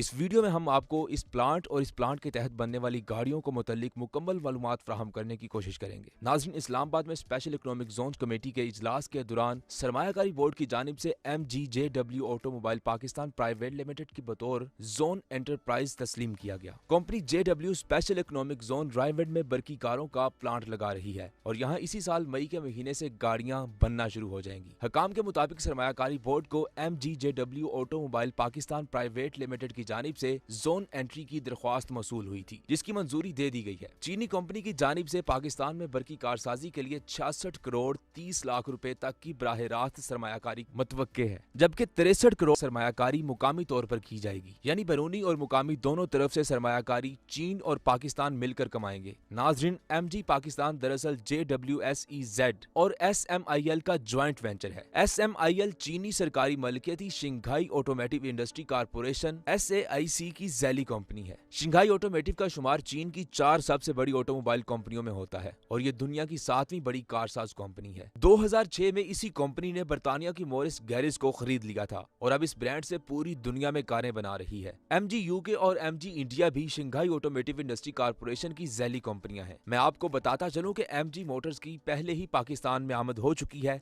इसकी गाड़ियां पहले ही पाकिस्तानियों के दिमागों में छाई हुई हैं। हत्ता कि इस MG मोटर्स ने 55 लाख की SUV MG HS के 10,000 ऑर्डर्स बुक कर लिए हैं। अपने लोकल पार्टनर्स JSW ग्रुप के साथ कंपनी अब तक 2 गाड़ियां लॉन्च कर चुकी है, MG HS और MG ZS। इसके अलावा कंपनी ने इलेक्ट्रिक गाड़ी MG ZS EV की लॉन्च का ऐलान भी कर रखा है। साथ साथ कंपनी ने अपनी हैचबैक MG3 की आमद का इशारा भी दिया है। MG के मुताबिक ये हैचबैक 20 लाख रुपए से कम कीमत पर फरोख्त की जा सकती है। इस हैचबैक का सबसे अहम पहलू है इसकी मुनासिब कीमत। MG3 चीनी मार्केट में 17.4 लाख से 19.1 लाख रुपए है। अगर ये गाड़ी इसी कीमत में पाकिस्तान की लोकल मार्केट में आती है तो ये गेम चेंजर होगी। पाकिस्तानियों को सुजुकी कल्टस और किया पिकांटो के अलावा मुनासिब कीमत की हैचबैक का ऑप्शन मिलेगा। MG पाकिस्तान, इस्लामाबाद और कराची समेत मुख्तलिफ शहरों में रिकॉर्ड फरोख्त के दावे कर रही है। हर नई लॉन्च के साथ ऐसा लगता है कंपनी अपने कदम जमाने के लिए आई है और मार्केट पर जबरदस्त इसरात डाल रही है। अब जब MG का प्लांट पाकिस्तान में लग रहा है तो मतलब हम MG की तमाम गाड़ियों को मुनासिब कीमत पर देख सकते हैं। फिर MG3 तो इससे भी मुनासिब कीमत पर दस्तयाब होगी। नाजरीन, पाकिस्तान में पहले निजी स्पेशल इकोनॉमिक जोन का क्याम इस हकीकत का आकाश है कि मुल्क में तेज तरीन सनतकारी के लिए मुल्की और गैर मुल्की सरमायाकारों को हर तरह की सहूलियात फराहम हो रही हैं। इस हवाले से स्पेशल इकोनॉमिक जोन्स में सनतकारी के अमल को तेज करने और सरमायाकारों को वन विंडो की सहूलत मुहैया करने के लिए MIS मॉड्यूल मुतारिफ कराया गया है, जहाँ सरमायाकार कंपनियां जोन एंट्री के लिए दरख्वास्त दे सकती हैं और ये डिजिटलाइजेशन पर मबनी सनतकारी की जानिब से बड़ा कदम है। सरमायाकारी बोर्ड हकाम के मुताबिक अब स्पेशल इकोनॉमिक जोन्स में सरमायाकारी की ख्वाहिशमंद मुकामी और बैनुल अक़वामी सरमायाकार अपनी रजिस्ट्रेशन और दरख्वास्त ऑनलाइन दे सकते हैं, जो खुदकार तौर पर तमाम मुतल्लिका महकमों तक पहुंच जाएगी और कम वक्त में मतलूबा मंजूरियां मिल जाएंगी। अगर मुल्क में इलेक्ट्रिक गाड़ियों की बात की जाए तो याद रखें, हुकूमत ने हाल ही में इलेक्ट्रिक व्हीकल्स पॉलिसी मुतारिफ कराई है, जिसमें बरकी गाड़ियां बनाने वालों के लिए बेशुमार मराहत का ऐलान किया गया है ताकि सरमायाकारी में इजाफा हो। हुकूमत पाकिस्तान ने मंसूबा बनाया है कि 2030 तक मुल्क में बनने वाली 30% कारें, बसें, ट्रक, वैन और जीपें बिजली पर चलने वाली होंगी। 2040 तक मुल्क की सड़कों पर 90% बरकी गाड़ियां दौड़ती नजर आएंगी, जबकि 50% 2 और 3 व्हीलर्स भी बरकी होंगे। इसी साल 2021 में आपको वफर मिकदार में इलेक्ट्रिक गाड़ियां सड़कों पर नजर आ सकती हैं, क्योंकि पाकिस्तान में पहले ही बहुत सी कंपनियां अपनी इलेक्ट्रिक गाड़ियां या तो मुतारिफ करवा चुकी हैं या करवाती नजर आ रही हैं। पुरानी कंपनियों के साथ साथ बहुत ज्यादा नई कंपनियां पहले ही मैदान में उतर चुकी हैं और खूब तवज्जो का मरकज भी बनी हुई हैं। अब ये मुकामी सतह पर इलेक्ट्रिक गाड़ियां तैयार होने का मतलब है टैक्स से खलासी। इस प्लांट के तहत हर किस्म की गाड़ी मुनासिब कीमत की सेडान से लेकर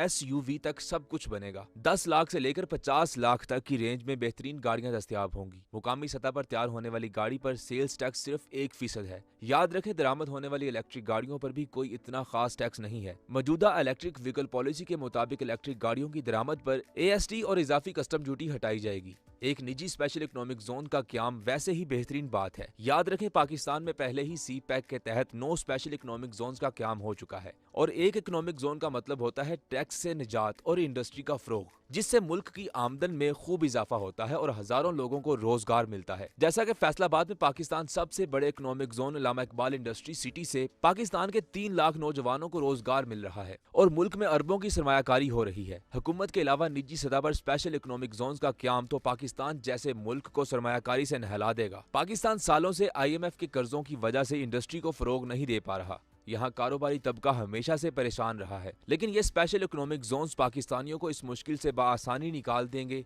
और हर तरफ कारोबार और इंडस्ट्री का अरूज देखने को मिलेगा। इन्हीं स्पेशल इकोनॉमिक जोन्स के तहत पाकिस्तान में मुकामी सतह पर वीवो, ओप्पो और सैमसंग जैसी बड़ी कंपनियां अपने मोबाइल फोन्स बना रही हैं और अब इन्हीं के तहत पाकिस्तान में गाड़ियां मुकामी सतह पर बनना शुरू होने लगी हैं। अब हमारी कार माफिया से भी जान छूटेगी, जो इंतहाई नकारा किस्म की गाड़ियां हमें बहुत ज्यादा कीमत पर देता था। एक तो गाड़ी मुकामी सतह पर तैयार होगी, मतलब टैक्स वगैरह नहीं होंगे या कम होंगे और हम कम कीमत पर गाड़ी खरीद सकेंगे। दूसरा, गाड़ी इलेक्ट्रिक होगी, यानी पेट्रोल की बचत ही बचत। एक आम आदमी भी अपनी गाड़ी जैसी सहूलत से फायदा उठा। ऑटो मार्केट के कस्टमर्स का यहाँ मखसूस कारोबारी साम्राज्य और इस्तेहसाली तबका इंतहाई ज्यादा कीमतों के साथ नहायत ही पस्त दर्जे और बोसीदा मॉडल्स के गाड़ियों के साथ इस्तेहसाल कर रहा था। इस इस्तेहसाली मार्केट में अवाम को खरीदी गई गाड़ियों के हसूल के लिए अरबों रुपए मार्केट माफिया के नजर करने पड़ रहे हैं, लेकिन अवाम की मुश्किलात का मदावा करने और उनको आसान कीमतों पर नहायत आला म्यार की गाड़ियों की फराहमी के लिए मार्केट में एक नए किरदार ने कदम रखा है और हमें इस किरदार को कबूल करना चाहिए। एक वक्त था जब पाकिस्तान में गाड़ी को एक लग्जरी तस्वुर किया जाता था, लेकिन अब बदलते वक्त के साथ साथ ये एक जरूरत बन गई है। एमजी मोटर्स पाकिस्तान में कार माफिया को बहुत बेहतरीन अंदाज में टक्कर दे रही है। इसमें कोई शक नहीं कि एमजी मोटर्स की गाड़ियां लोकल मार्केट में कस्टमर्स के लिए एक लग्जरी ऑप्शन ही होंगी। कम कीमत लेकिन बैनुल-अक़वामी म्यार की गाड़ियां। इसके साथ एक आम आदमी की जरूरत भी पूरी होगी और साथ में मुल्क भी दिन रात कमाएगा से भी कमाएगा। याद रखें, गाड़ियां लोकल सतह पर बनेंगी, लेकिन ये सिर्फ लोकल अवाम के लिए नहीं होंगी। ये साथ साथ दूसरे मुल्कों को एक्सपोर्ट भी होंगी और इस एक्सपोर्टिंग से पाकिस्तान खूब कमाई करेगा। नाजरीन, आप पाकिस्तान में मुकामी सतह पर इलेक्ट्रिक गाड़ियां तैयार करने वाले इस इलेक्ट्रिक प्लांट के बारे में जो भी राय रखते हैं हमें कमेंट सेक्शन में जरूर आगाह करें। चैनल को सब्सक्राइब करना हरगिज मत भूलें और बेल आइकन पर भी क्लिक करें ताकि आपको हमारी आने वाली हर अमेजिंग वीडियो बर वक्त मिल सके।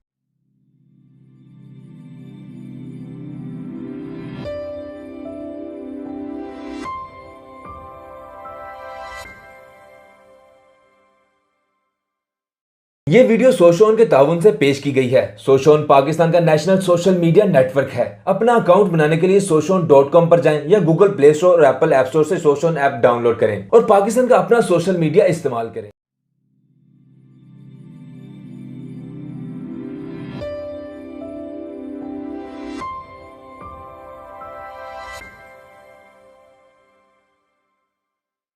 बिस्मिल्लाहिर्रहमानिर्रहीम। अस्सलाम वालेकुम नाजरीन। पाकिस्तान में होंडा, टोयोटा और सुजुकी का दौर खत्म हुआ जाता है क्योंकि चीन की सबसे बड़ी ऑटोमोबाइल कंपनी पाकिस्तान में बरकी कारों का पैदावारी प्लांट कायम करने को तैयार है। ये प्लांट मुल्क में सिर्फ बैरूनी सरमायाकारी नहीं बल्कि मुकामी सरमायाकारी को भी फरोग देकर मुल्क को अरबों की कमाई फराहम करने जा रहा है।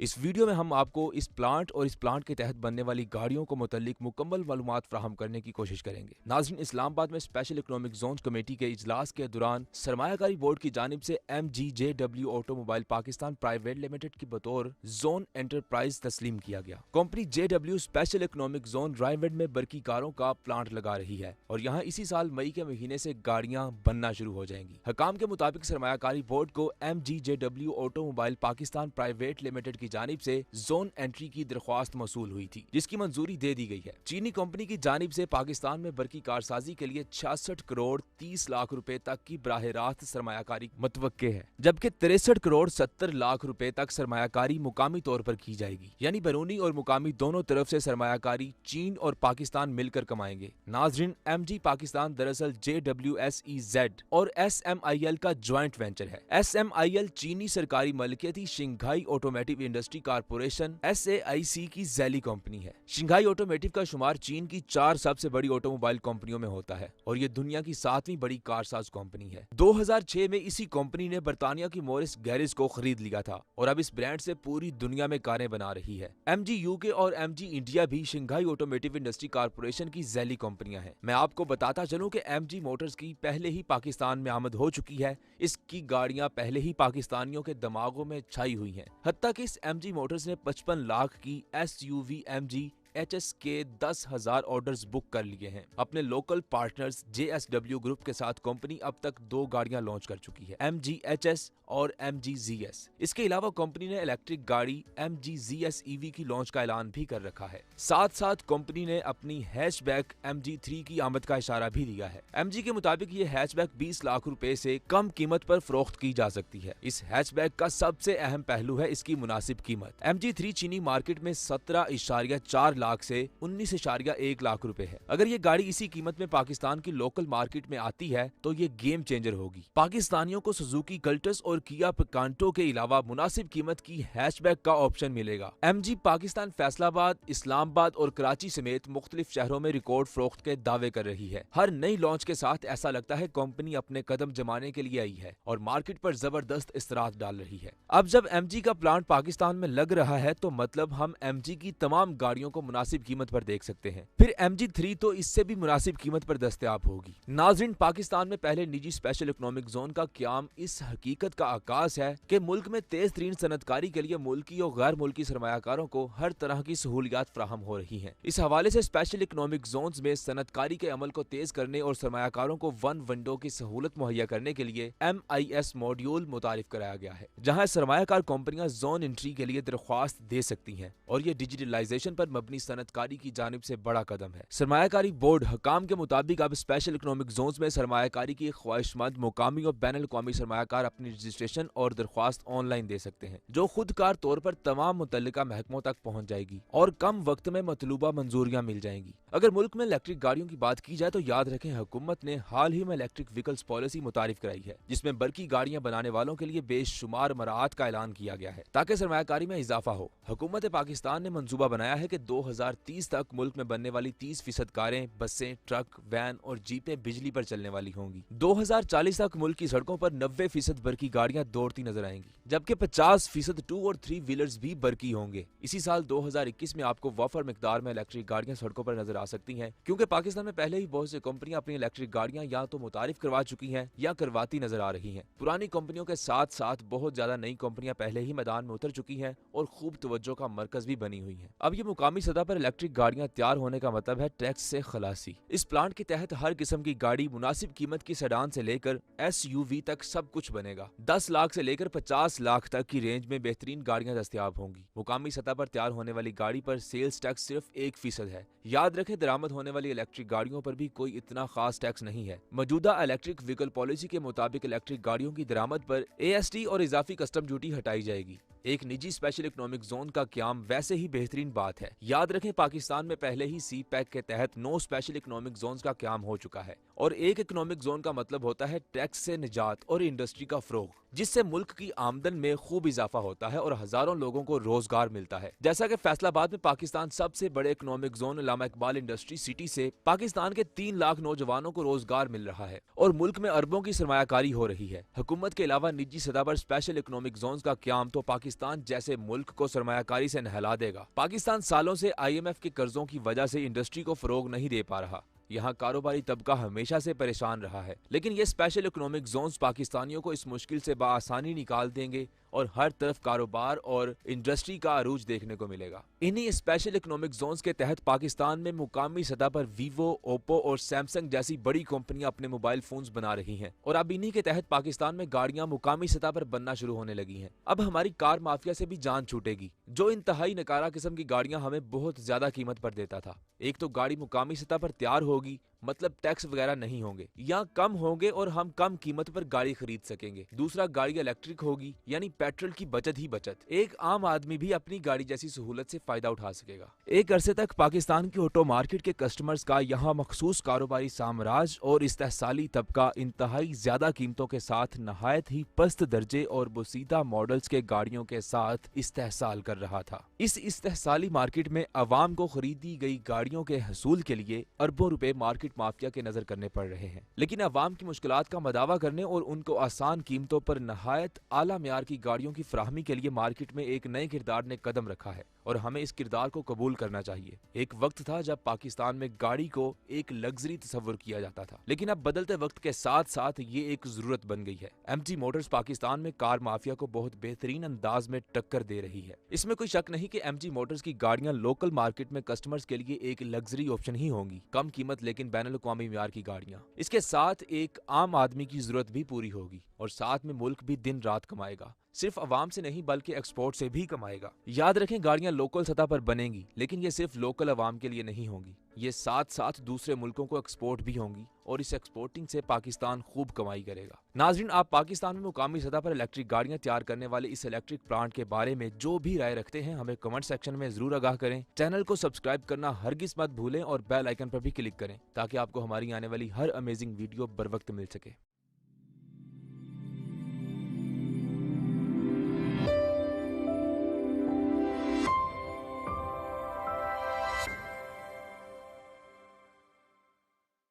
ये वीडियो सोशोन के ताउन से पेश की गई है। सोशोन पाकिस्तान का नेशनल सोशल मीडिया नेटवर्क है। अपना अकाउंट बनाने के लिए soshon.com पर जाएं या गूगल प्ले स्टोर और एप्पल ऐप स्टोर से सोशोन ऐप डाउनलोड करें और पाकिस्तान का अपना सोशल मीडिया इस्तेमाल करें।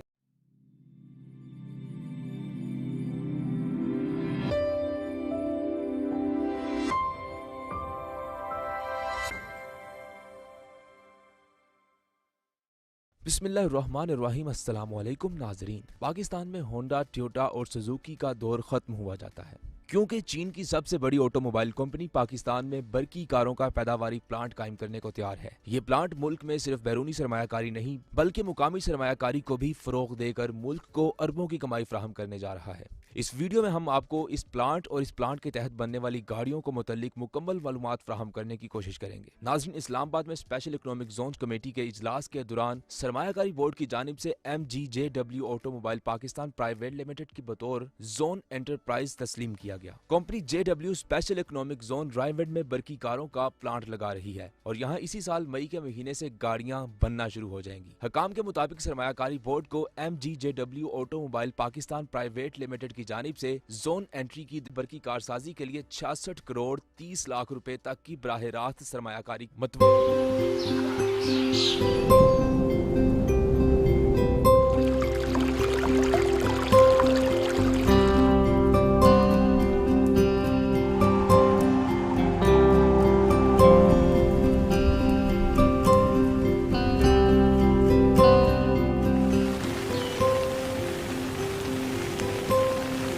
ये ज़मीन जिस पे हम रह रहे हैं ये एक बहुत बड़ी नेमत है और इस ज़मीन को हर तरह की आलूदगी से पाक रखना हमारा फ़र्ज़ है, इसलिए कि ज़मीन से ज़िंदगी जुड़ी हुई है और हम यहाँ सांस लेते हैं। जितनी पाकीज़ा फ़िज़ा होगी, एनवायरनमेंट होगा, उतनी बेहतर सांस हम ले सकेंगे।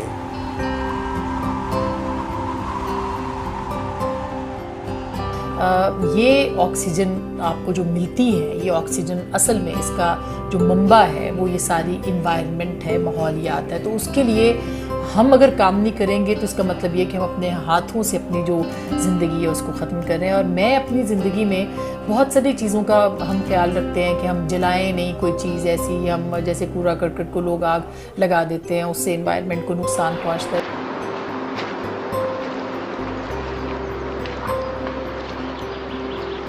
And I would urge all of you to plant as many trees as possible. I would urge all of you to keep this planet clean and green for our future generations, to live a healthy life here.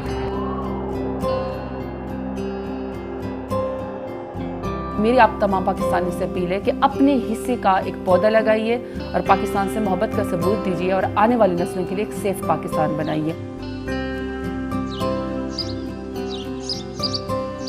अपने गिरद पेश को pollution से बचाएं ताकि हमारी आइंदा आने वाली नस्लें पुरसुकून जिंदगी गुजार सकें। अपने आप को महफूज बनाएं, अपने खानदान को महफूज बनाएं, अपने पाकिस्तान को महफूज बनाएं। दुआ है कि सलामती हमेशा हमारा मुकद्दर हो।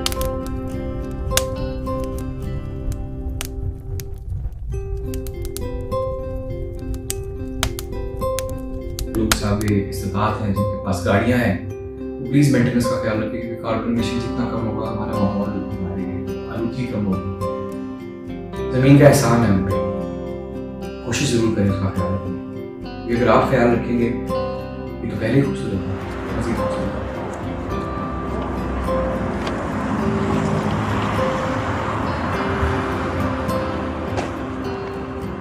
सफाई का ख्याल रखें, माहौल को साफ सुथरा रखें, अपनी ज़मीन की हिफाजत कीजिए। और ये सबके लिए, और सबसे पहले ये पैगाम और मैसेज मेरा।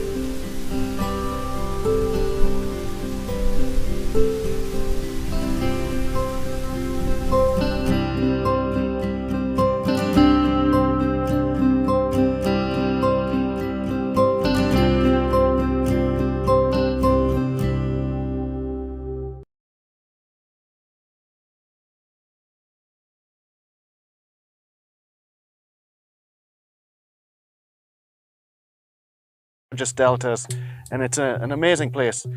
The Indus River has really been facing a lot of challenges with water extraction and dam construction upstream, and that's had an impact all the way through the system, including a decline in sediment supply to coastal areas. But even with all of that going on, here down in the delta, there are amazing activities in terms of mangrove restoration that's occurring. The forest agencies here have, over the last 30 years, planted and restored mangroves, which is an amazing achievement.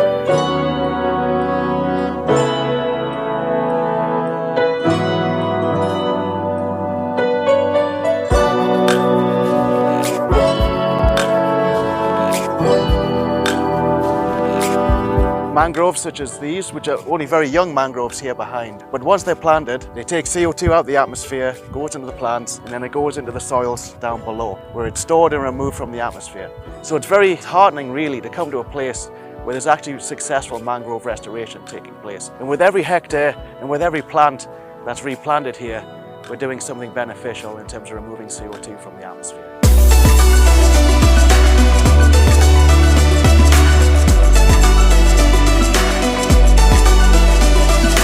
We have implemented several schemes under World Bank scheme. This particular area, we have just seen that about 30 or 28 years old Rhizophora macronata plants are there.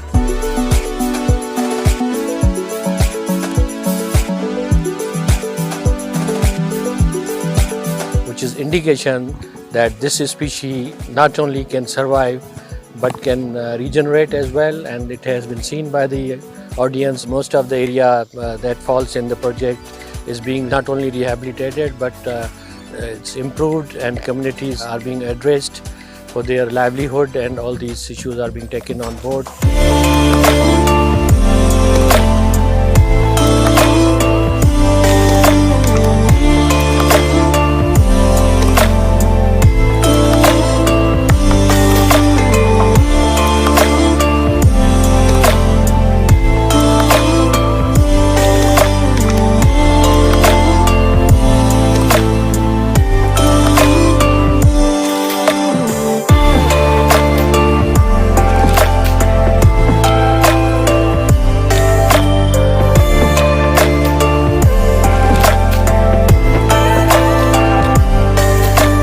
The project is working on developing the socio-economic aspects and the livelihood conditions of the local communities. It is conserving and enhancing the coastal biodiversity.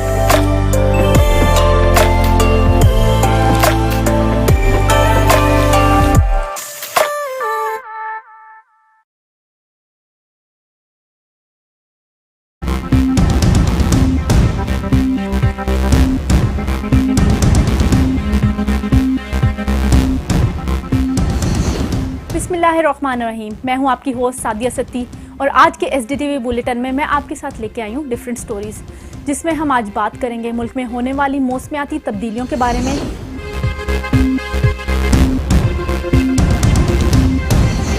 Clean green Islamabad के बारे में,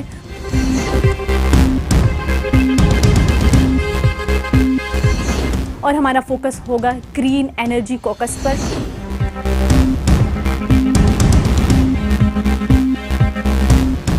इसके अलावा मैं आपके साथ share करूंगी corona किस तरह से मुल्क की मौसमी सिचुएशन को टारगेट कर रहा है।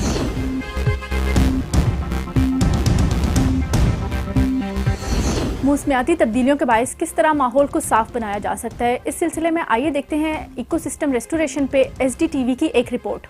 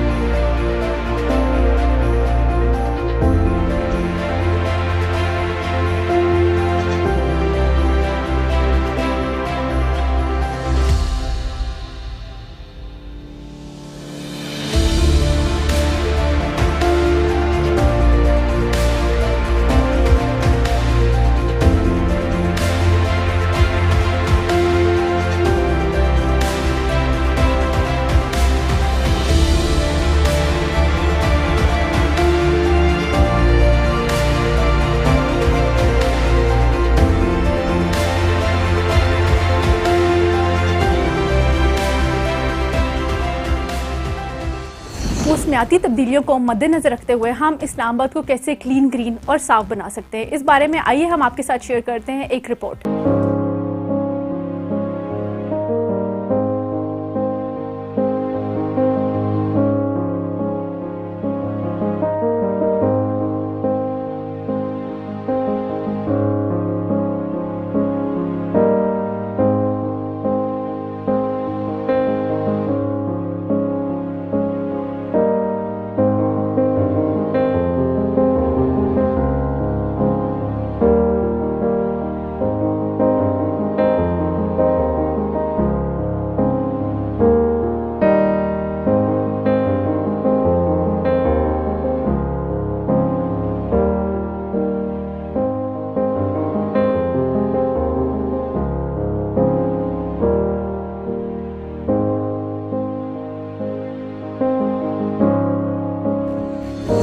मुल्क में बढ़ती हुई कोरोना के बाइस पाकिस्तान में लोग 40% से ज़्यादा गुर्बत का शिकार हो गए हैं। कोविड किस तरह से हमारे तालीम के निज़ाम को, सेहत के निज़ाम को और माशी निज़ाम को मुतासिर कर रहा है, आइए उस पर नज़र डालते हैं।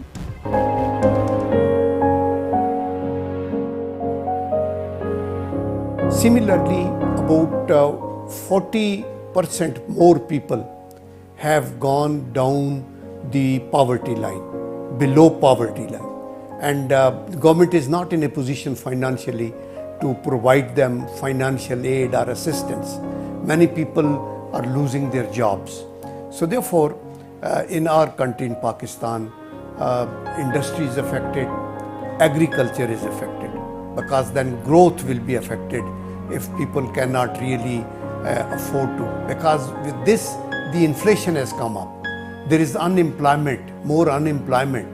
That has added to the miseries of the people.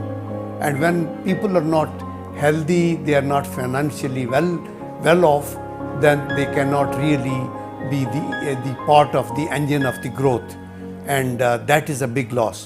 So therefore, while the government of Pakistan is trying its best to really cope up with the situation, and public is cooperating. Session, everyone. This second session is framing Pakistan's agenda at COP-26. The moderator is Dr. Hina Aslam, who is a research fellow at STPI. I would now request our moderator and our panelists to please take the stage and take their seats, and including Ambassador Shafkat Kakakhel, who will be giving closing remarks. We would request you to sit on the stage as well as part of the panel. Thank you so much.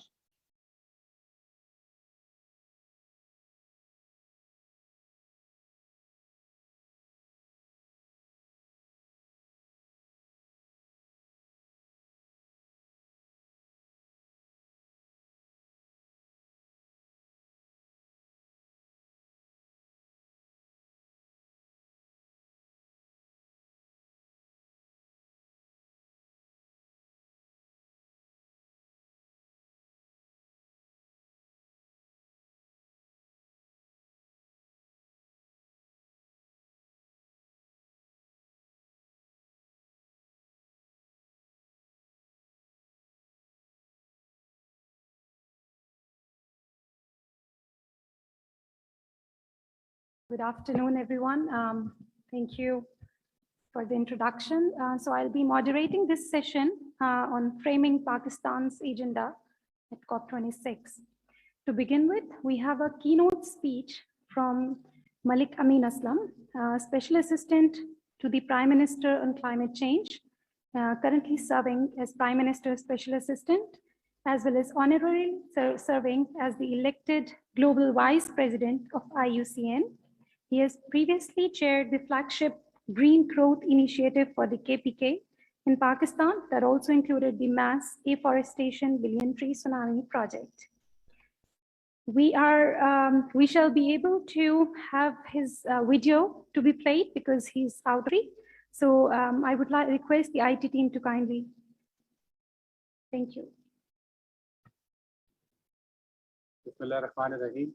I would like to first of all thank the Civil Society Coalition on Climate Change, STPI, and the Institute for Regional Studies for organizing this event on pre-COP26 negotiations. I would apologize for not being there with you, but I'm presently at the World Conservation Congress in Marseille. But I think this is a very well-timed initiative. Pakistan is getting ready to present its case in a very strong way at COP26. What is Pakistan's case? Pakistan's case is that we are less than 1% of the global emissions, so we're not a major contributor to climate change, but we are one of the most affected countries because of climate change. We are really at the front lines of the climate change impacts in the world. We have been on the top 10 list for the last 10 years, and this year we've been categorized as one of the 3 countries which is continuously impacted by climate change. Now, what does it mean for COP26? I think for COP26, what is important is to give the message that Pakistan is one of the responsible countries which, though affected by climate change in an unjust manner, is still willing to be a part of the solution to climate change and not add to the problem. And we are going to do this with a very clear vision on both the energy side and the forestry side. And this is not just talk, but this is actual action on the ground that Pakistan is taking. On the forest, also sequester carbon and act as carbon sinks. At the same time, all of these are nature-based solutions. They are solutions in which we put our trust in nature and let nature fight climate change. So I think this is what the message is from Pakistan. Another project, Recharge Pakistan, which we are about to start, is going to turn a crisis into an opportunity. The flood water that goes through Pakistan almost every year, we're going to use that flood water, divert it to recharge our wetlands and recharge our groundwater aquifer system. Again, it's a positive message for the world. Similarly, on the energy side, Pakistan is going with clear targets that we want to go towards clean energy. And we want to convert 60% of our energy onto clean energy resources by 2030. We want to convert 30% of our vehicles to electric vehicles by 2030. And we've already taken steps for that. We've announced our EV policy. We have shelved projects based on coal, which have now been taken over by hydro projects. And we have also announced that we are not starting. So this is a very strong case that Pakistan is going to take forward on nature-based solutions, on clean energy, and on shifting away from coal to original energy. So it's quite clear that Pakistan will go with a positive message, and we will go with a message for fostering and furthering climate action across all the countries, like Pakistan is. I think it's time to stop talking on climate change and start acting. Thank you very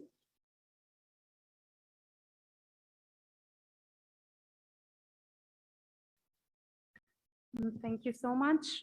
With this, let me introduce the honorable panelists that we have on the stage. To begin with, we have Mr. Najee bin Hassan, the Country Director for Pakistan for the South Asia region at World Bank Group.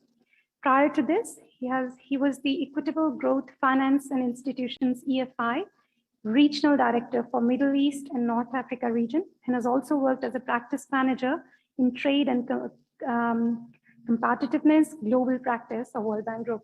Welcome to the session. Next, we have our Honorable Chairperson of the STPI's Board of Governors, Ambassador Shafkat Kakakilsa. He has worked as a Deputy Executive Director of United Nations Environment Program and Assistant Secretary General of the United Nations. He was elected as a President of the UN Environment Program Governing Council and was also the Chief Negotiator for G77 countries in preparatory meetings of the Second World Summit on Human Settlements. Welcome to the session, sir. Then we have Dr. Abid Suleiri, who is Executive Director, Sustainable Development Policy Institute, University of Greenwich, United Kingdom. Welcome to the session, sir. Then we have Ms. Annabelle Gary. She's heading the DFID, now FCDO, Foreign, Commonwealth and Development Office. Welcome, madam, to the session. So we have another keynote that I would like to request from Mr. Najib to kindly, to kindly come on the roster, please. Yes, thank you. Assalamu alaikum. I'll be short. I didn't know this was a keynote. I think most interesting will be the exchanges and the questions, and in view of this event, and I'm very happy to be here. Sorry, I missed most of the first session. This is I don't think I need to convince anyone how critical this agenda is. Yesterday, my team prepared talking points, and I told them, give me numbers. So I'm gonna more numbers. I'm going to bore you with a few numbers, not to convince you of how critical it is this agenda for Pakistan, but I think it's always a good reminder of how severe are the issues, the climate issues that Pakistan is facing, as in other countries. When we look at the data on extreme weather and climate-related events for the past 30 years, between 1990 and 2018, Pakistan ranks 5th in the world in the countries most affected by these events. And there's it's estimated that today 50 million Pakistanis live in areas which will turn into climate hotspots by 2050. This is the magnitude of the adaptation agenda that's ahead of us in Pakistan. And floods alone, we're sadly reminded of that regularly, including today in Rawalpindi. Floods alone affect 3 million people annually, and we estimate that they will start generating between 1.3 and 1.8 billion dollars of losses every year for Pakistan. And in addition to floods, there's many parts of Pakistan, as you know, are affected by drought. Again, during this time period, 58 that I mentioned earlier, 58 districts in the country were affected by droughts across provinces, particularly Sindh, South Punjab, and Balochistan. The other agenda that's linked to the climate agenda, in which we want to focus increasingly as the World Bank in our program, is water use. It is expected that water demand will be up by 15% by 2047 on the 100th year of anniversary of the Republic. But that's just caused by climate change and increased temperatures. And domestic demand and industrial demand will grow by another 58% by this timeline. And unfortunately, today, if you look at the different measures of how you can measure the effectiveness by which water is being used in agriculture, which is the biggest consumer, in the country, it today generates 30 cents, US cents per cubic meter. And that's among the lowest in the world in terms of the efficacy of water use. The water use efficacy in agriculture will be one of the areas with human development and girls' education where we expect our portfolio to grow the most in the coming years. And it is obviously linked to the central in the climate agenda. So over the past several years, the government has launched a number of important initiatives and programs, and Advisor Malik just reminded us of this, including the 10 billion tree tsunami initiatives, economic system restoration initiative, which we are supporting with an ongoing project with the Ministry of Climate Change and the NDMA in terms of ecosystem restoration. It's about $200 million dedicated to that, and we're looking forward to faster implementation, given the urgency of the adaptation agenda and the restoration agenda. And we expect this momentum and this growth of our portfolio in climate-related topics, including water, including renewable energy, comes at the right time because of the ambition of Pakistan, just expressed by the advisor in terms of the revised NDCs that will be presented at COP26. So this is all very timely, and we think Pakistan is playing a global leadership role in this area. I'm very much looking forward to the updated and revised NDCs, because the ambition is to articulate our own very ambitious targets around mitigation and even GHG emissions reduction, even if Pakistan is indeed quite small contributor globally, less than one. Revised NDCs will be absolutely critical, and we will be supporting the government in the implementation and in continuing policy reforms as well to support this agenda, including in energy, where we are very active in the renewable energy and related policy reforms, but also transport, industry, waste management, agriculture, and water use, as well as forestry. In terms of our program, and I'll end with that, last year, the World Bank committed $3.7 billion in both IDA, which is concessional lending, and there's grant components, as well as IBRD lending to Pakistan. That was the highest, among the highest in the world in terms of portfolio. And what's interesting beyond the number is that 44% of these new engagements have climate components and climate, what we call climate co-benefits, and they contribute to the climate agenda. Our corporate objective, committed to our board, percent that of our lending should be related to climate. In Pakistan, we are already at 44%. So, and we can only achieve these numbers when we have a government that wants climate-related projects, and it is definitely the case. I was very happy to learn that SDPI was partnering with us in the production of a new report. We do a lot of reports. I hope they're being read, called the Climate Change Development Report.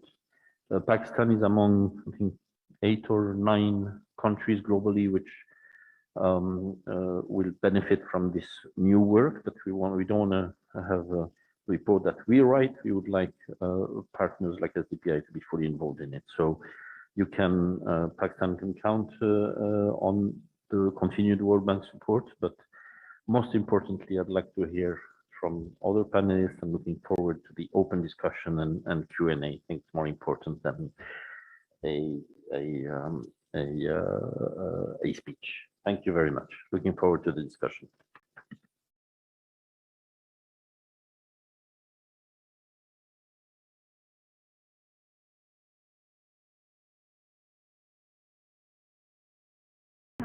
Let's move on to the panel discussion and the questions. I would like to begin with pose a question on the key areas in which FCDO can help Pakistan meet its adaptation and mitigation targets.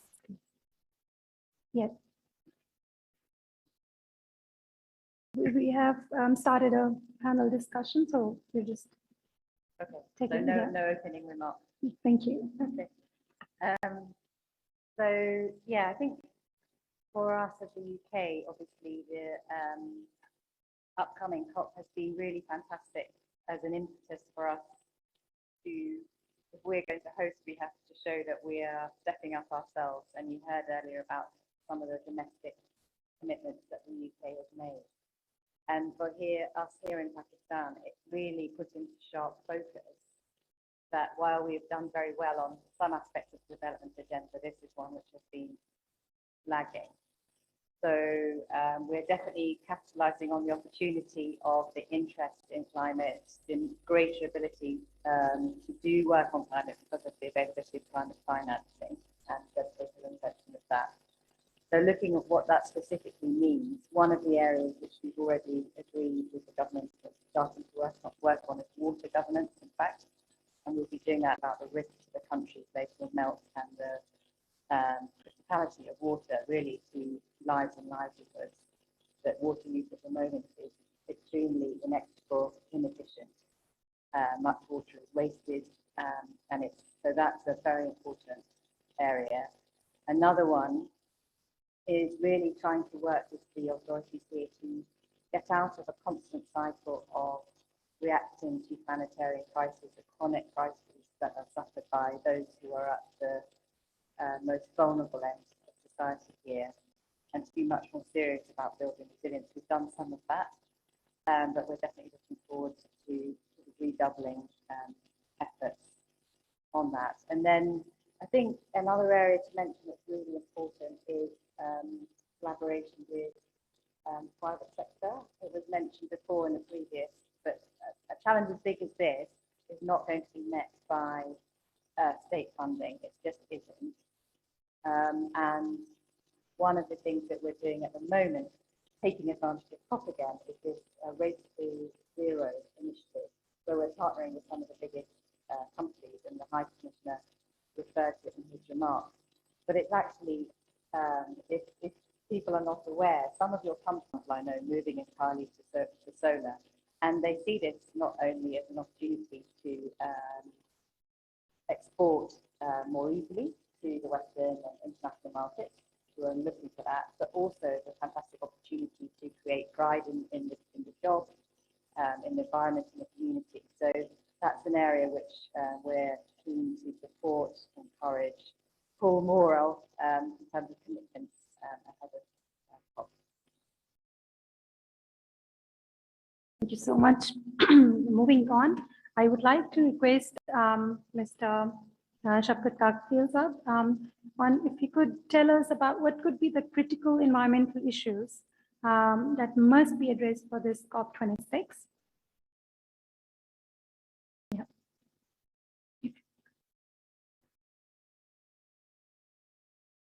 You can comment on that. Use some.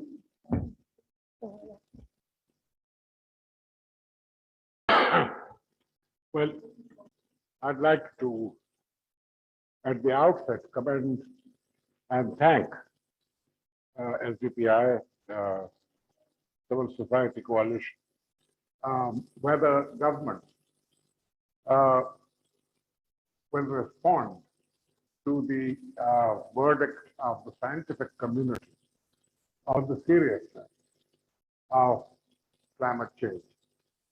The seriousness of climate change has been corroborated by two principal sources: the Intergovernmental Panel on Climate Change and the extreme events. There have been hundreds of extreme events in all parts of the world. Several hundred incidents of ocean hurricanes, floods, droughts,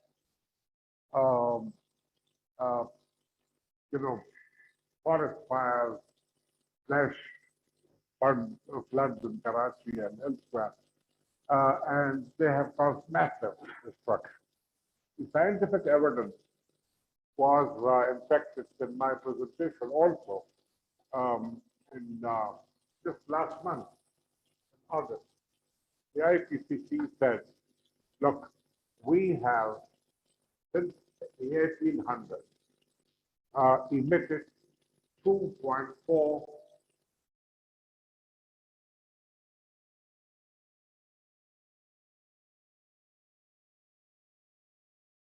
we have inducted massive quantities of carbon.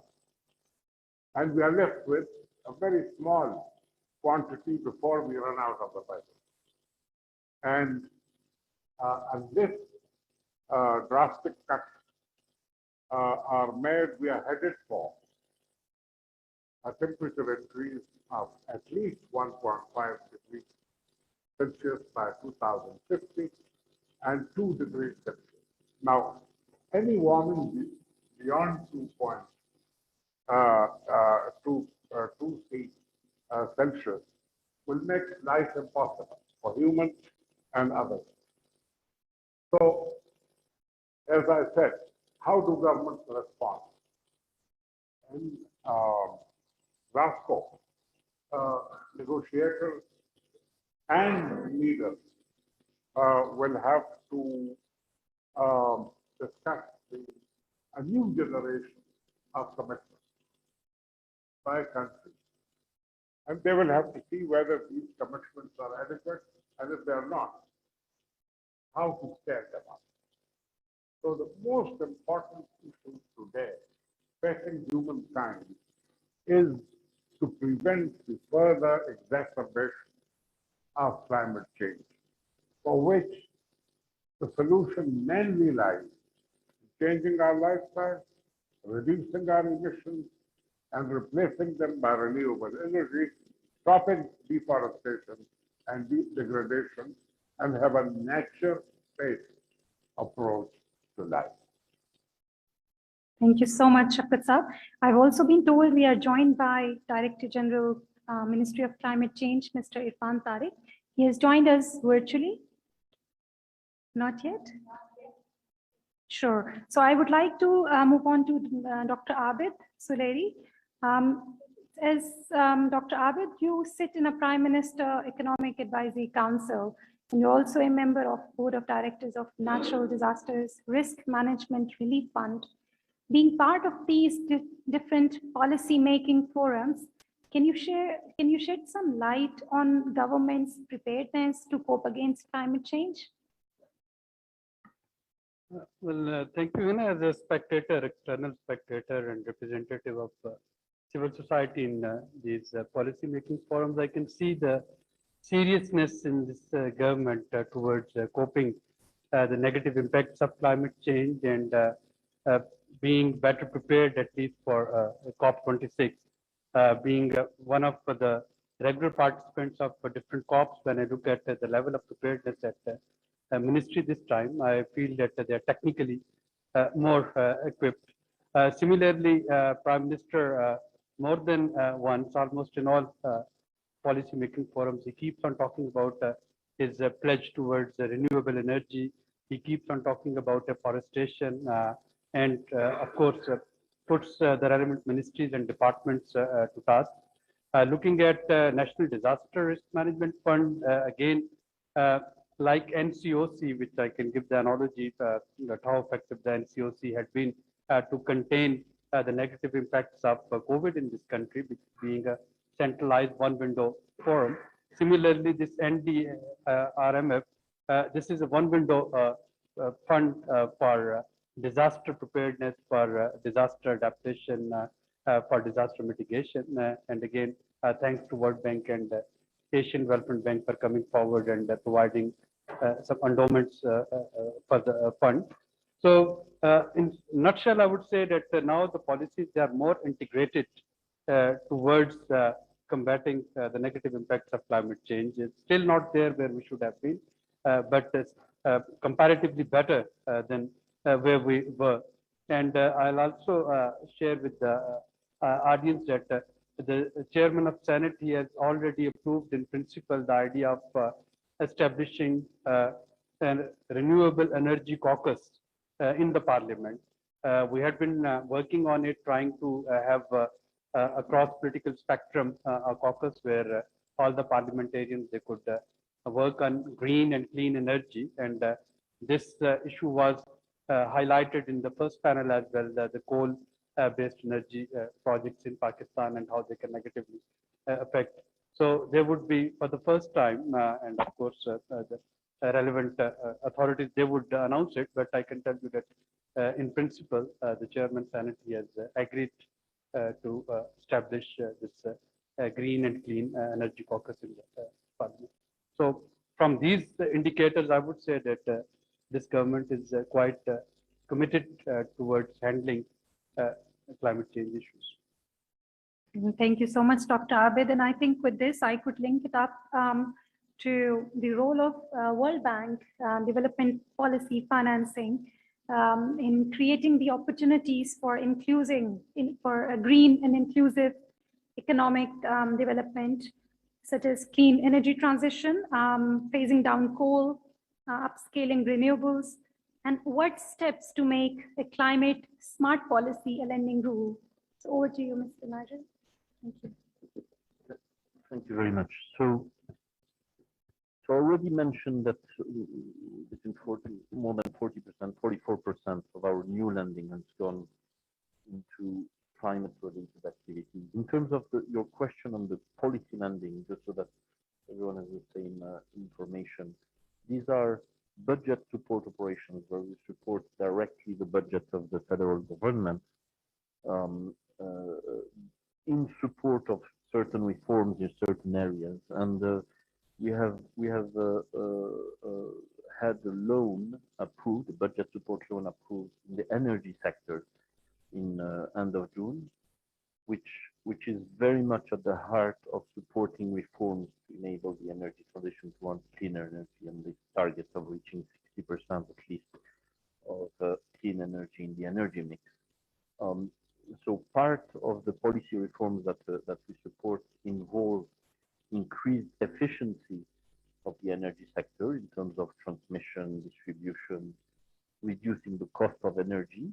And in the medium term, this cannot be done overnight, but the number one channel to reduce the cost of energy is to use cleaner and cheaper energy. There's enough evidence now that the transition out of the carbon-based energy makes sense financially. We are supporting reforms in that direction. And by the way, I'd like to commend the government on the Council of Common Interest, which met Monday and approved the ICGEP, which is the indicative capacity generation plan. I forgot what the E is for, expansion plan. So it's basically a 2030 plan that commits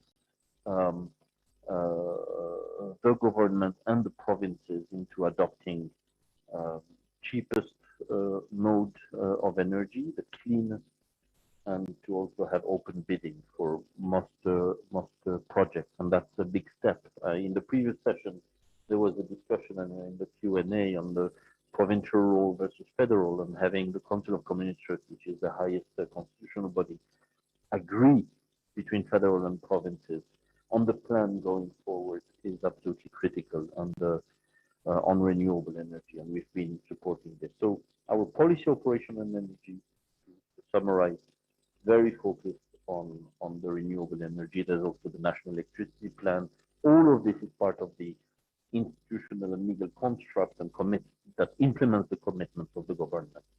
So we're happy to see progress, but it is not a one-shot thing. Implementation will be tricky, and we'll continue to support implementation on policy reforms, and at the same time in the investment. We are supporting hydropower in this area, and solar as well, and we'll continue to do so. Thank you. Thank you so much. Going back to Ms. Annabelle on the Energy Transition Council that has been formed by the UK government and Pakistan being one of the members, would you like to elaborate some of the progress that has been done on that front so far? And how would you like to comment on that? Thank you. Thank you. think it will be good once the colleague from the ministry is here can comment in more detail from their perspective, but we're certainly enthusiastic of the idea, and I think the potential is really great, and actually in some senses Pakistan can take advantage of the fact that things don't work perhaps as functionally as they should in the energy sector. It's very interesting. I did a visit down to Kahat a couple of months ago, and it was really interesting going on the road out of Peshawar. You saw suddenly solar everywhere, and so you can see in patches where the system is not providing that citizens are making their own transition. So I think having this body who can sort of have the overview will be really important. But the potential for leapfrogging, I think, is really an important one, and using the new technologies available. And I know we have colleagues here from Sindh, and some of the issues have a different kind of characteristic, again, in different parts of the country, and there are reasons for that. But I think we can also focus on the opportunities, in Sindh, wind power, etc. So if this will give added impetus, then it should be very helpful.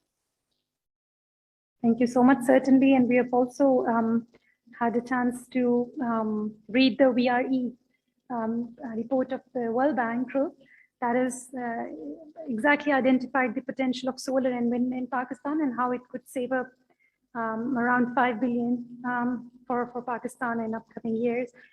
Linking up to again to the emission side and of course the climate change perspective.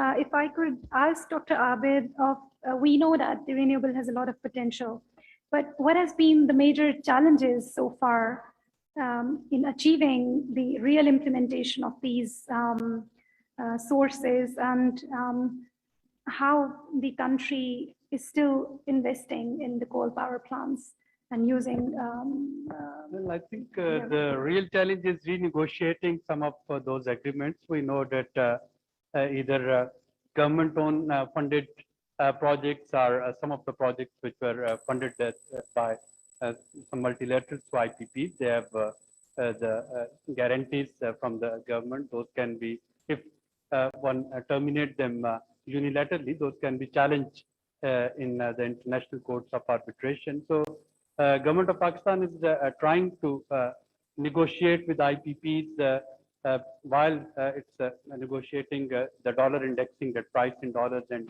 also some of the profit margin. It has also come up with this idea whereby different power producers, those would be given order for energy on the basis of merit, and this merit list, if this formula which is already approved by this Inter-Provincial Coordination Ministry, there is a provision that if we have some sort of clean and green energy component, the cleaner fuel, then perhaps one can alter with this merit list. Otherwise, we will have to negotiate with bilaterally, especially with China, and try to convince it that we should be able to phase out some of the coal power plants, as well as some of the government-owned funded plants. But then the real question is, and I think that's where COP-26 becomes important, and perhaps Annabelle can educate us, that if governments goes this far, what is it that it will get in return? So let's say, hypothetically speaking, if today government plans that all the 4 coal-based power plants, those would be rolled back, we will be facing the litigation, whatever, will we be able to get some sort of technical or financial support to install the renewable plants? And that's where I think the UK perhaps has this energy transition, I think a forum or an energy transition program. So I hope that some sort of bilateral discussion would be going on. But right now, moving back from coal unilaterally, that would be legally difficult. But yes, government does have this plan to keep on increasing the share of renewables in energy generation. Thank you, Dr. Abid. I think Shafqat Saab would like to add something.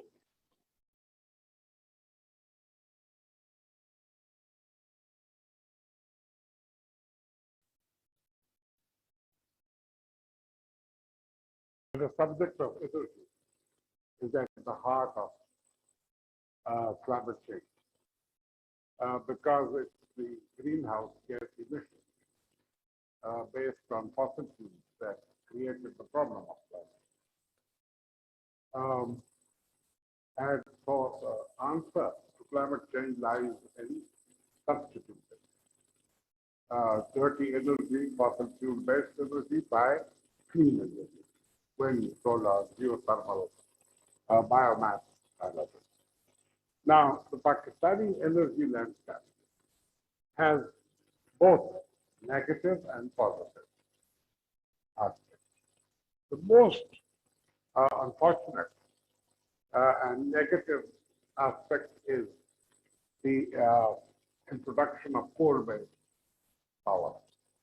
We did not have, we had insignificant emissions from coal, which were basically the kilns, factories which make bricks, and they produce negligible quantities of carbon until 2000, until recently, until today. Now, it's from 2008 until now, successive governments have been trying to resolve the climate, the deficiency, the shortage of industry. We still have 25 million people with no access to reliable energy. So they went absolutely crazy in search of electricity. And in CPEC, unfortunately, very unfortunately, we decided to request the Chinese to also fund coal-based projects. And with just a few projects, the share of coal as our energy mix has gone up to 10%. And the health consequences and the consequences of contamination of air and water is phenomenal. Now, as far as this government is concerned, Malik Aslam Khan has been saying that the government has succeeded in getting Chinese approval for substituting two large projects, 800 megawatts, from coal to hydro. But we don't know all the details. On the positive side, I think the most significant initiative is the new Alternative and Renewable Energy Development Policy, 2019-2020. The remarkable quality, and the World Bank is involved, the remarkable feature of this policy is that the government only has to identify the project, how many megawatts, depending on the capacity of the grid, and private sector will come forward with offers. India is doing it, and with highly encouraging results. And the World Bank has actually agreed to organize the international auction. So there will be a kind of international auction, at which we hope. As far as the potential of renewable energy is concerned, we have a remarkable report by the Abu Dhabi-based ARENA, the International Renewable Energy Agency. It's available on the website, and it says that Pakistan has tremendous potential, particularly of solar, all over Pakistan. Wind confined to, there is a wind corridor in Sindh, with about the capacity between 18,000 and 24,000 megawatts. Geothermal is still not identified. Biomass already, our sugar mills are producing. So what is the future of clean energy? It lies in the political will as well as the institutions. The institutions which are called upon to implement policies and programs. Thank you so much. Ms. Annabelle, would you like to have some comment on what Dr. Abid has just elaborated on one of the very interesting point on if Pakistan would like to, let's say, halt all the or back off all the coal power plants, how would UK government would be able to address that, or would be able to probably help and support Pakistan in terms of rolling them out? Any comments? Obviously, that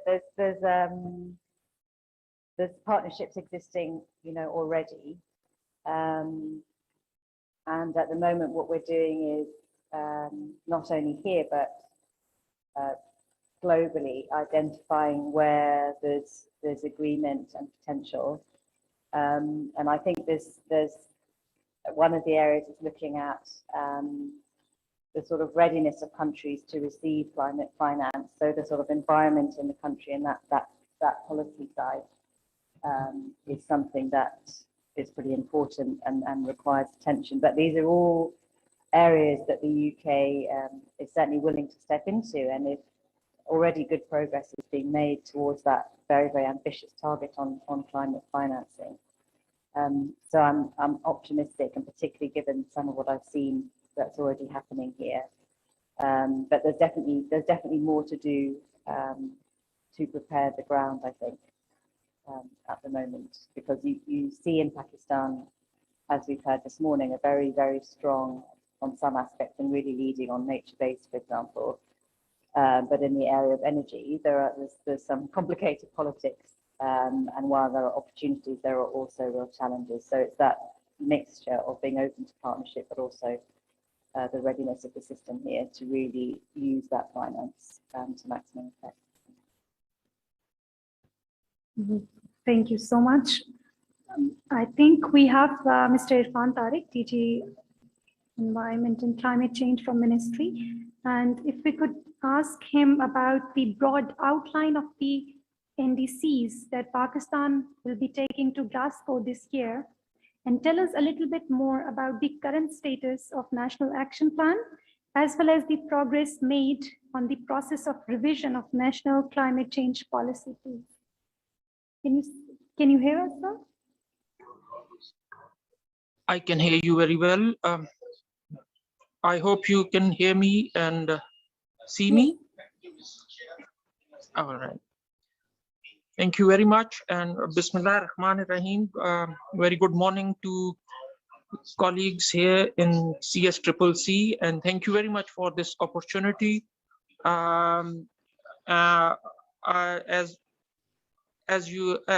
per your question, let me update you on the two things you have just asked about the National Climate Change Policy and the National Action Plan. So you would recall that Pakistan was amongst one of the few countries, the first countries to develop their National Climate Change Policy in 2012, which was approved by the cabinet.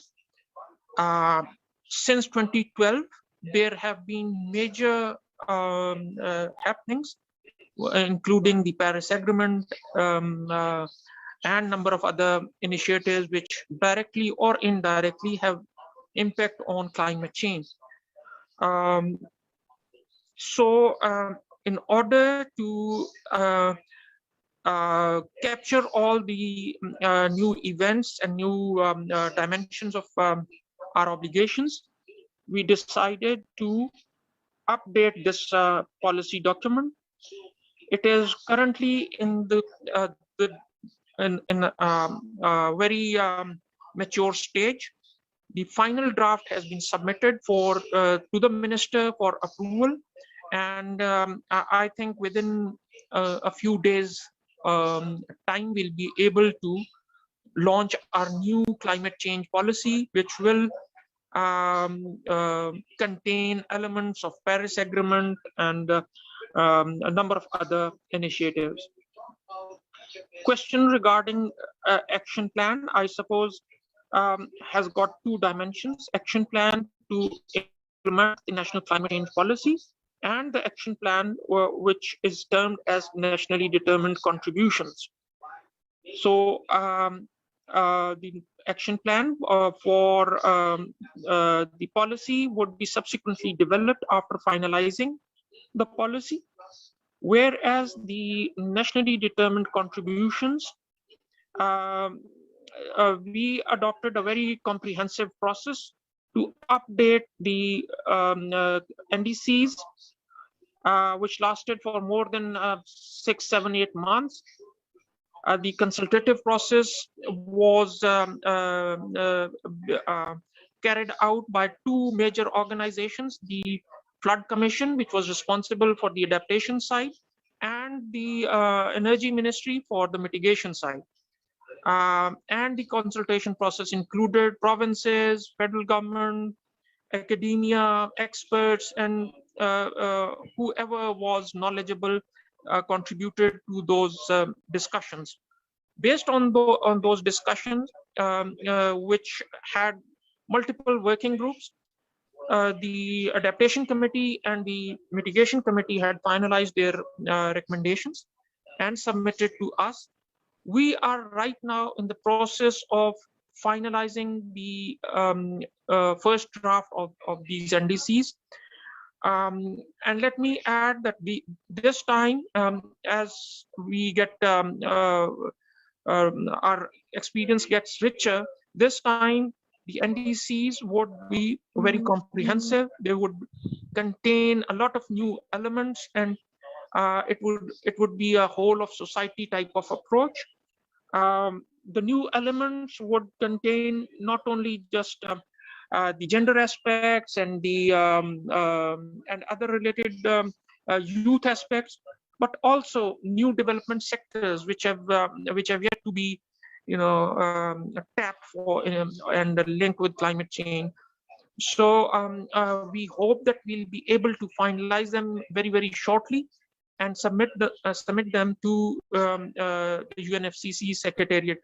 Please also understand that these also require approval from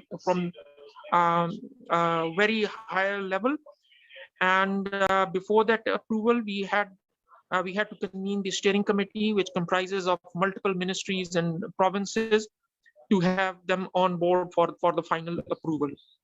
So I would stop here. If there are any questions, I would be happy to answer. Thank you very much. Thank you. Would you like to say something? Yes.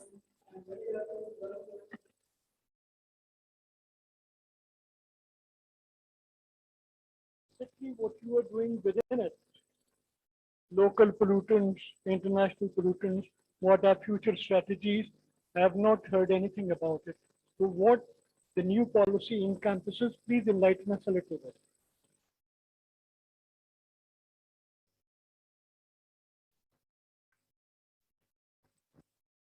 Yes, Mr. Irfan sir, would you like to comment on the question of what the new policy is encompassing? What are the pollutants that are being added? What are the key features? Sorry, to Sir Irfan Tariq from Ministry of Climate Change. Can you hear us, sir?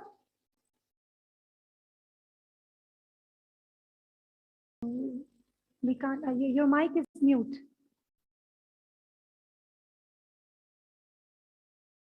Could you please unmute yourself? Can you kindly repeat? Sorry for this. Can you kindly repeat the question? So,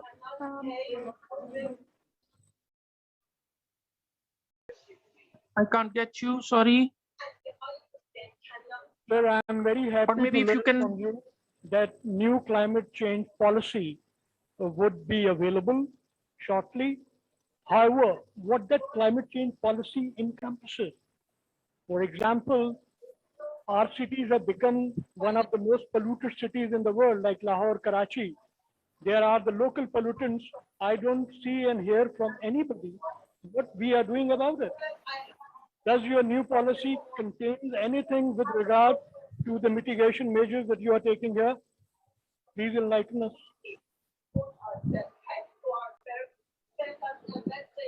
So what I get from your question is regarding cities of Karachi and Lahore being polluted by multiple sources.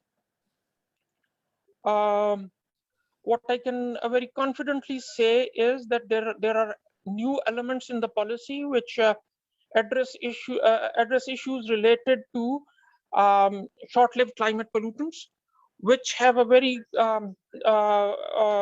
obvious sort of impact on cities like Lahore. And yes, surely this would be contained in the new climate change policy. There was a mention in the previous policy as well, but this time it's going to be quite clear and action oriented. I don't know if I fully answer your question, but this is what I got from your question. Thank you. Thank you, Irfan Saab. I would like to move on to next question to Mr. Nerje on the ecosystem restoration program that WB is World Bank is funding.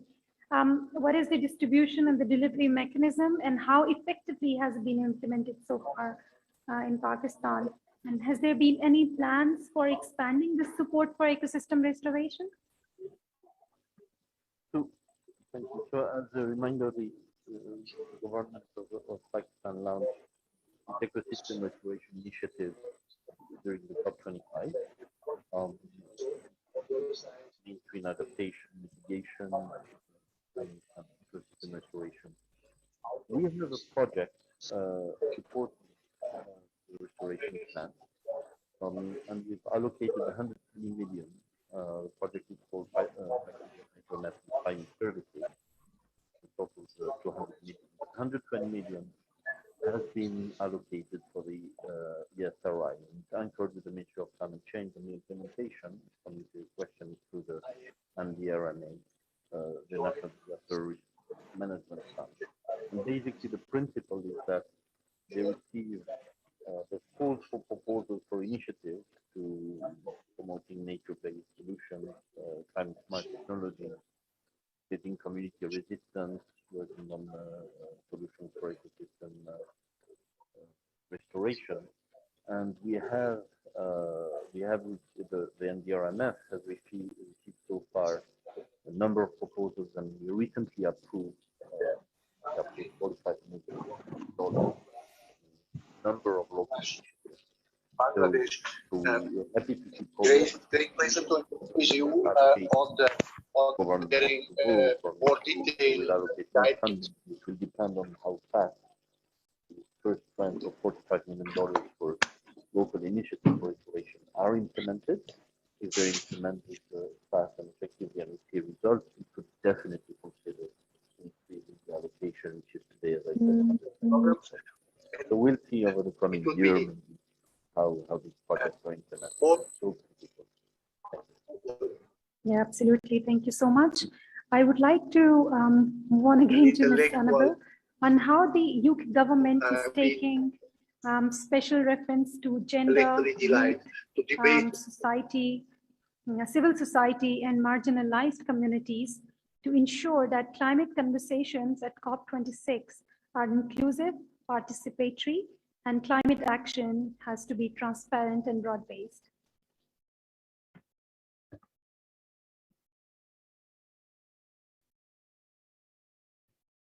Thank you for the question. So, as you'd probably expect, the UK is committed to an inclusive presidency, recognizing that unless it is inclusive, the legitimacy and also the effectiveness of the whole thing will be undermined.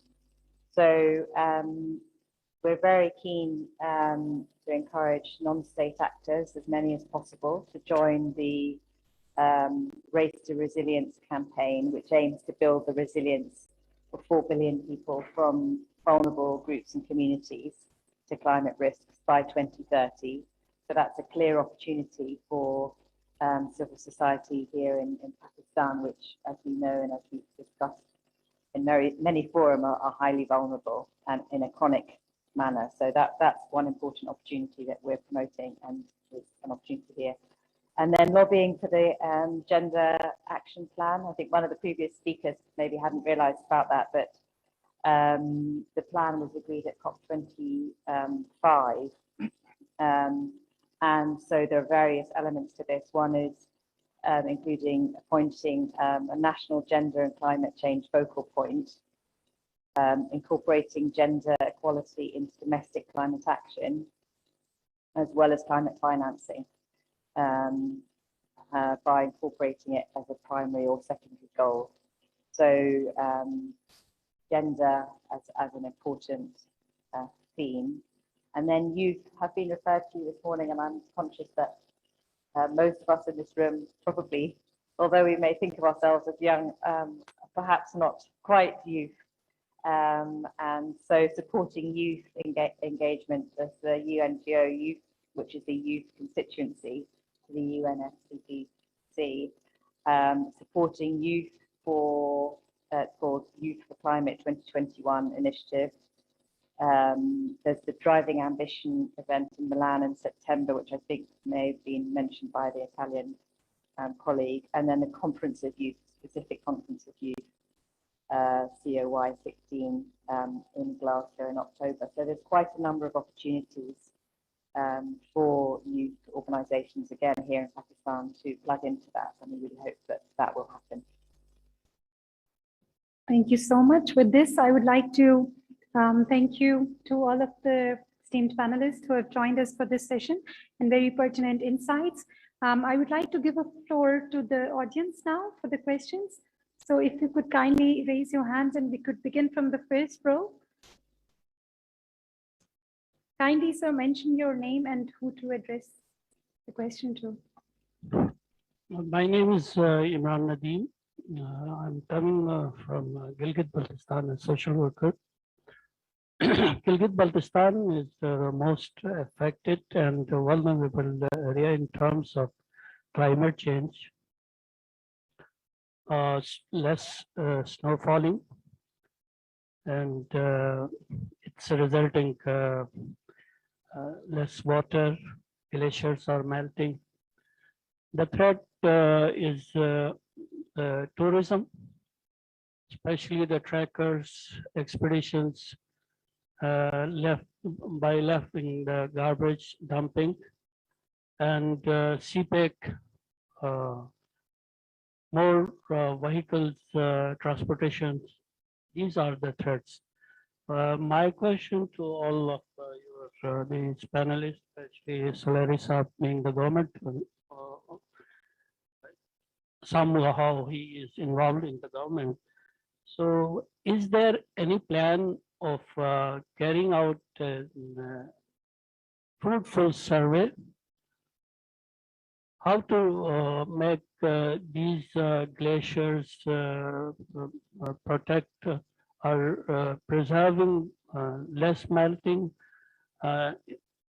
instead of this only tree plantation? Is there any plan of working with the local community or the civil society for the sustainable development of these the world highest water reservoirs? Thank you. Dr. Abid, would you like to? Dr. Irfan Tariq, if he's online with us.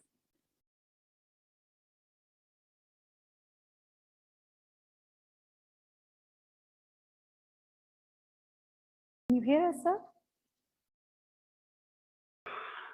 Irfan sir, can you hear us?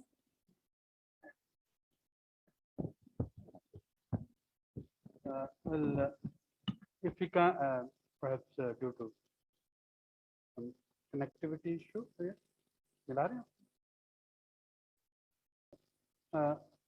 I can attempt addressing it. Of course, it's the government's prerogative to inform about government's information. But yes, one is mindful of the fact that Gilgit-Baltistan is one of the region which is most vulnerable, especially when we are talking of rising temperature. There are certain positive aspects of it, especially in northern areas in Baltistan, and that is from food security and agroclimatic zoning. That some of the crops now, as the temperature is increasing in global north as well as in our northern areas, we will have slightly prolonged crop growing season, but that of course doesn't compensate for all the vulnerabilities that you have very rightly pointed out. Government, I know they're working on preparing some sort of climate change assessment. So for their pre-COP preparation, one of the things that they have been quite actively doing that was to do some sort of assessment of vulnerabilities in different regions, and on the basis of those vulnerabilities, come up with this climate change policy plan. So it was a pre-policy work that the government was engaged in. And I hope that the new climate change policy, perhaps it addresses some of the concerns that you have mentioned. Thank you, Dr. Abid. Any other question, please?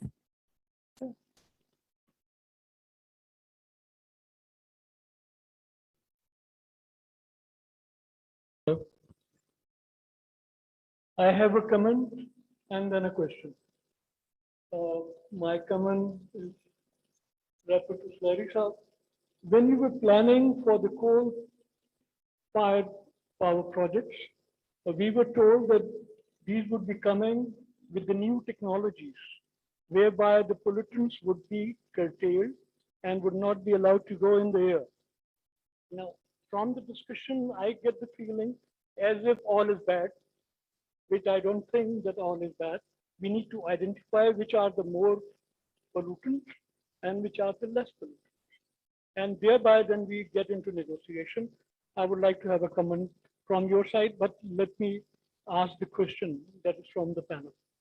You see, Pakistan is going to this conference being the least pollutant country in the world as far as the world pollutants are concerned, that is CO2.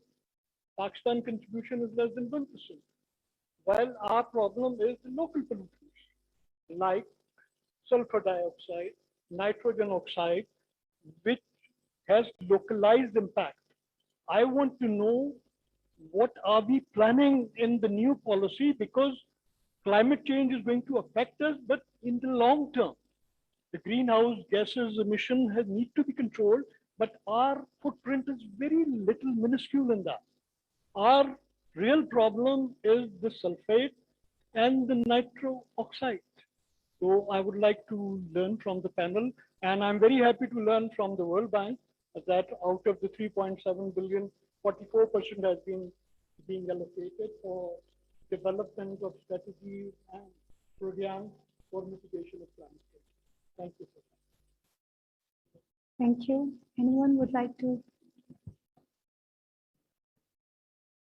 I'm sure, probably if we could move on to the... Yes, good afternoon. Thank you very much for this very interesting initiative.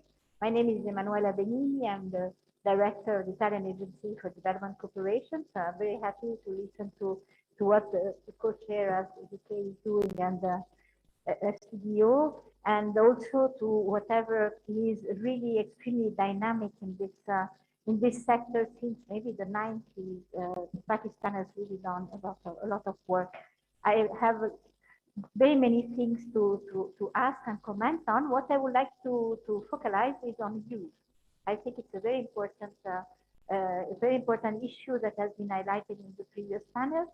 So the Italian Corporation is launching now a project which is called Glaciers and Students with the government of Pakistan, and the idea is to complete the inventory of the glaciers and to look at the scientific level with universities, with institutions, exactly what can be done with the results of this continuous monitoring, and also how to enhance the resilience of population, how all the different kind of, let's say, habits can really be, let's say, affected, but also how to adjust to it.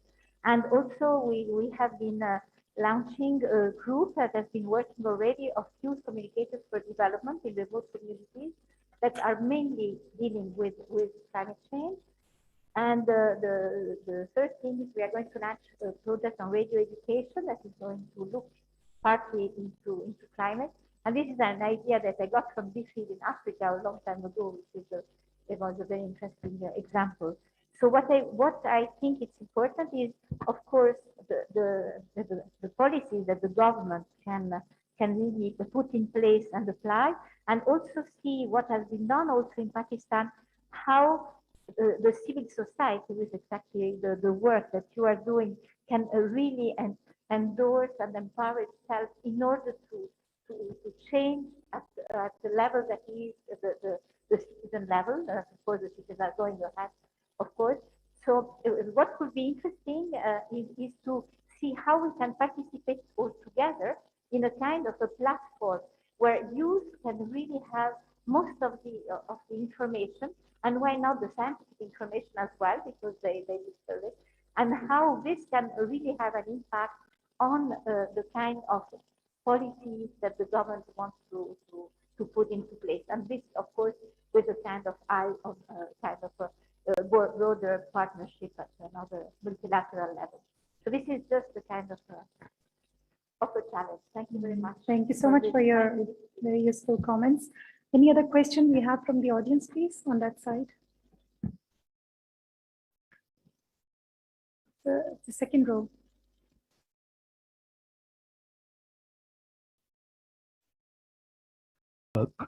Arif Jabbar, I'm the country director of WaterAid. The world is actually fed by small farmers, and when you look at the impact of climate change, the biggest impact is on these small farmers, whether it's drought or flooding, or in the long run as well, in terms of the changing weather patterns, etc. I'm just wondering whether in COP26 there is discussion and focus on issues of small farmers and how we can focus on them in terms of adaptation. And also, could this be an opportunity for countries like Pakistan, whose economies are predominantly agrarian, to work with other countries in carving out actually in terms of money and technologies for working on issues, or basically on supporting small farmers on how to deal with the effects of climate change? Thank you. Ms. Annabelle, if you would like to comment on that, please.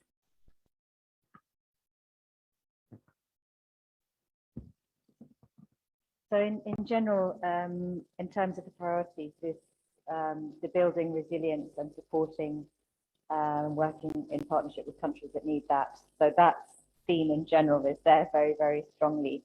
I'm afraid I can't recall off the top of my head the detail of the program. I think there is a stream as well on agriculture, but I don't know if anyone in the audience is better versed with the latest program.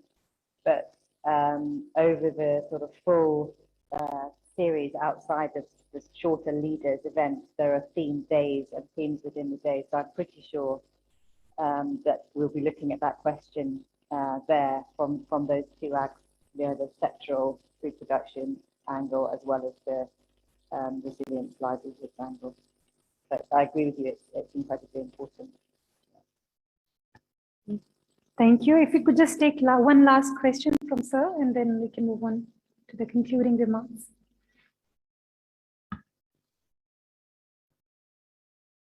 Thank you very much.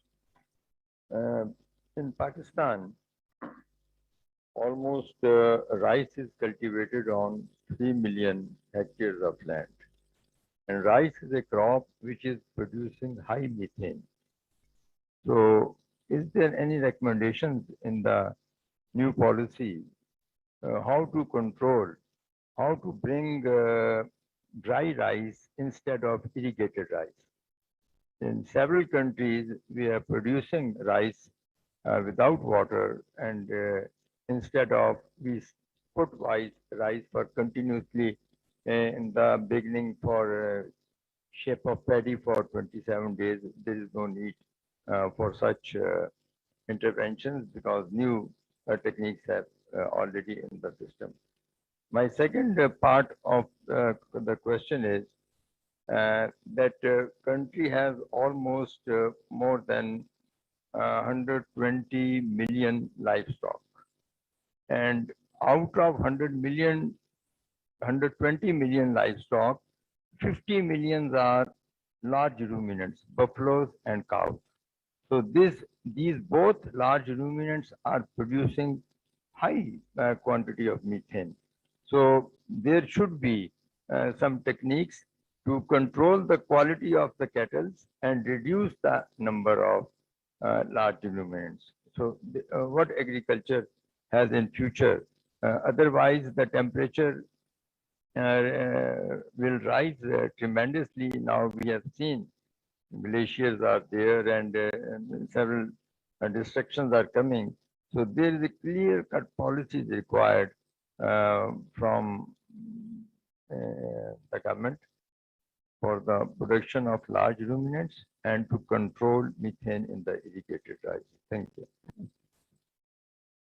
Thank you so much. Mr. Najjar, would you like to add any comments related to that or anything that you would like to add? So,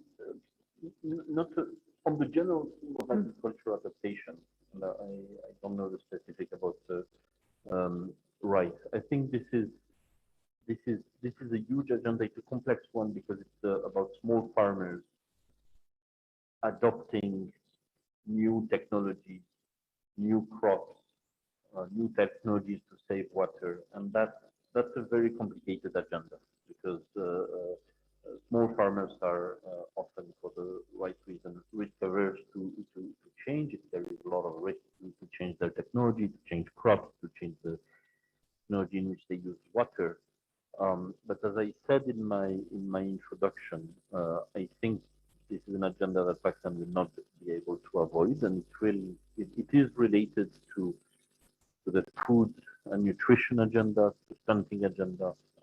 So the nexus between water use, crop and agricultural technology, especially for small farmers, in adapting to climate change and for the development of the country and rising incomes, is, I think, probably one of the biggest socio-economic climate challenges that Pakistan is facing, in my view.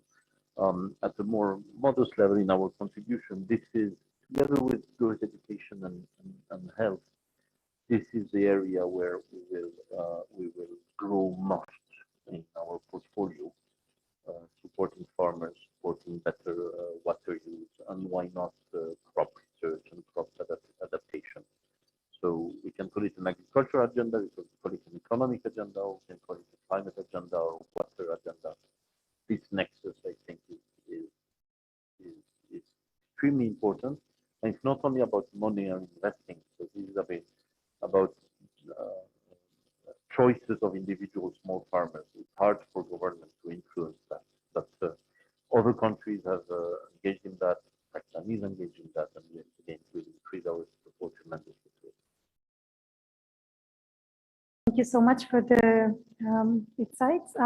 May I request Dr. Abid to shed some lights on probably the last question asked and also some general comments? Well, some cumulative answers to the questions. I think starting from the coal-powered, I think looking at the load shedding situation back at that time, perhaps that was the easiest shortcut.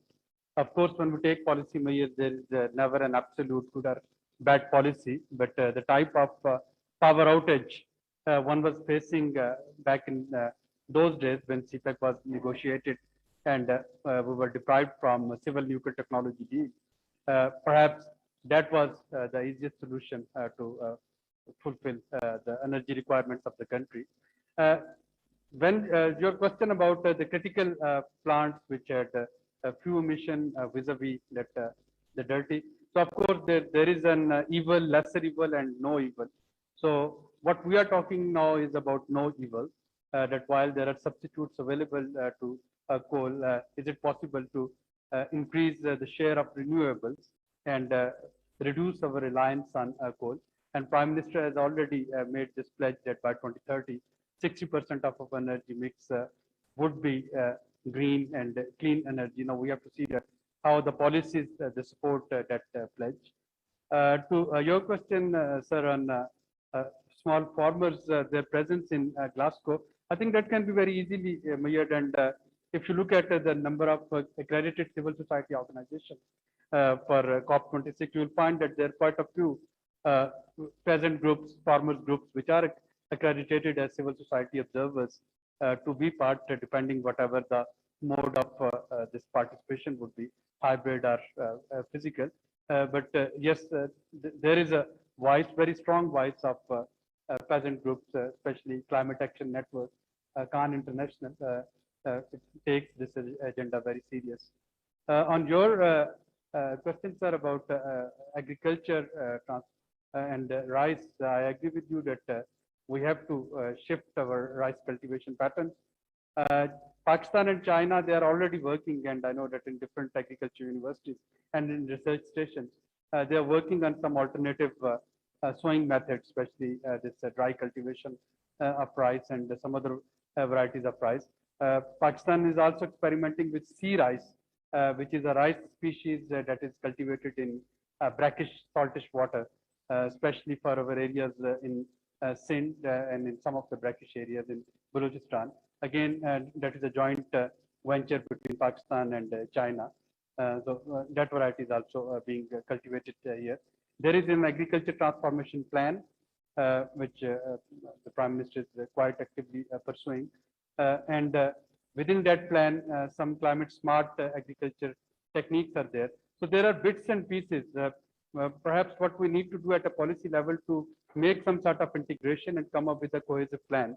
So if I look at the various pieces of jigsaw puzzle, which are scattered in different ministries and departments, you can find many success stories, many small islands of success. And I hope someday and somehow we'll be able to pick all those pieces, put them together, and try to complete the picture and see where the deficiencies are and how successful we are.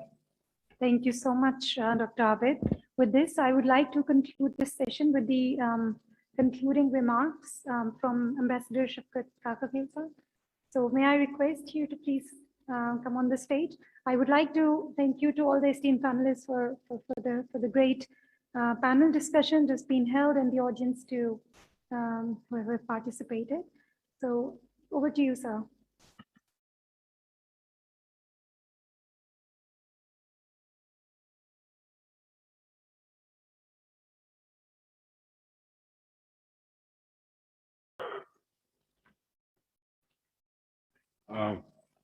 I've done the thank yous and all that. So let me start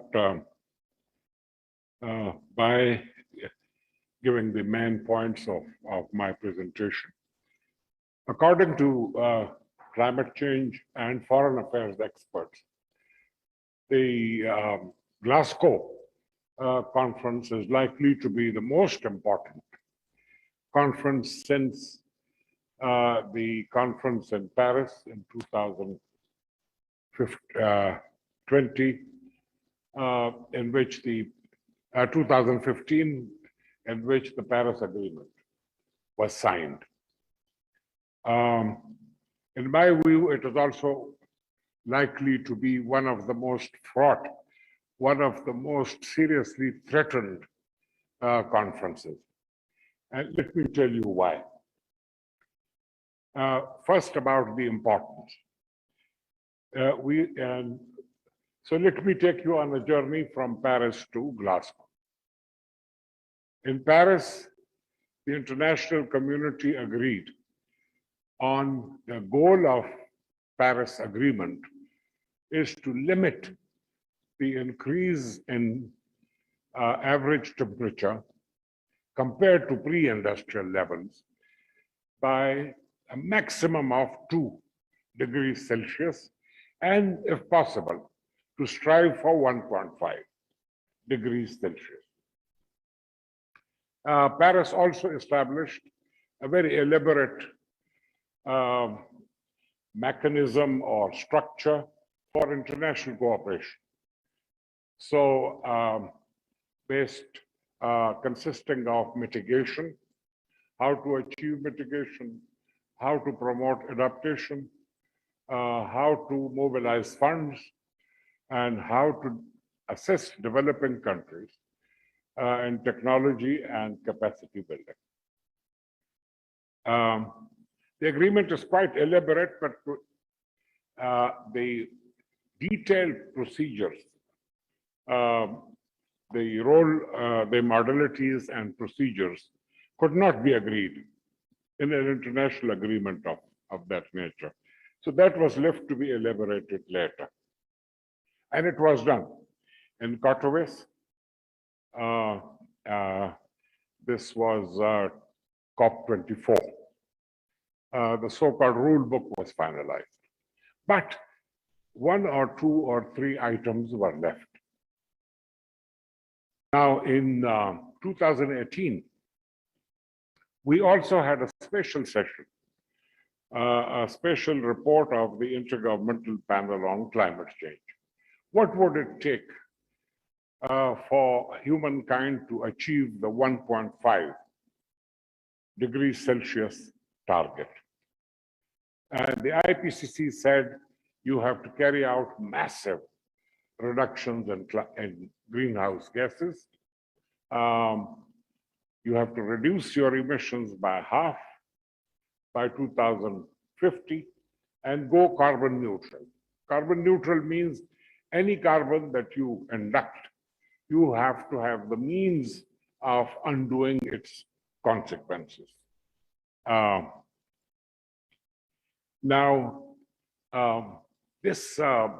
IPCC used very strong language to express its very serious concern about the inability of the international community to reduce the emissions.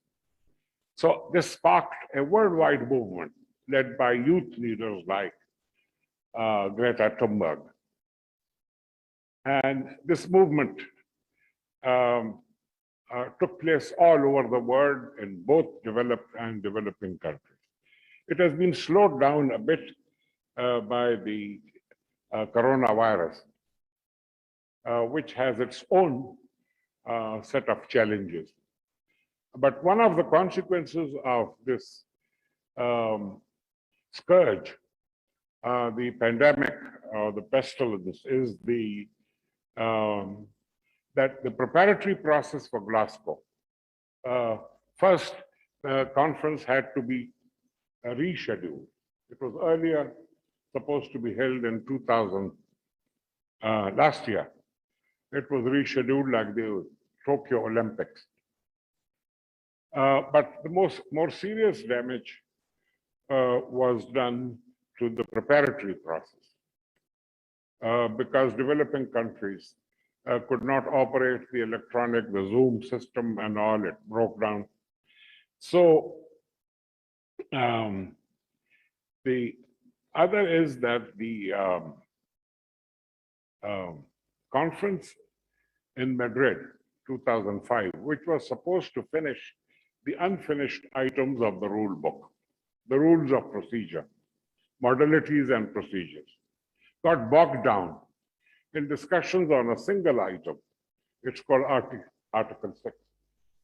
Hundreds of hours of negotiations were expended fruitlessly on one item. And a lot of other topics were not resolved. So that makes the, under Rule 16, if you can't decide in one conference, you refer to the next year. It's called Rule 16. So that's why the Madrid conference is also called the Rule 16 COP. Now, it increased the volume of work for Glasgow. Glasgow, the agenda runs into 21 pages. It has all the leftover work from Madrid and it has new items. The other thing I want to mention is the increase in the climate-induced extreme events. There have been virtually hundreds of events such as cyclones, hurricanes. We haven't had a tsunami. Huge flooding, forest fires, flash fires, and droughts, prolonged droughts, and other incidents. Virtually every month, there were dozens of extreme events directly linked to climate change. Now, just before the Glasgow summit last month, the IPCC issued its usual report, which it does after 5 to 8 years. The last report was 2014, and the special report was 2018. This one is called the Assessment Report 6, AR6. AR6 used unusually blunt and strong language. I mentioned it. They said, look, you've run out of the carbon budget. You've already inducted almost all the carbon that you could afford. There's only 400 million tons left. You've inducted 2.4 trillion tons. And if you don't behave, if you don't slash and achieve a drastic reduction, we are headed for 1.5 in 2050 and 2 or excess, maybe 3.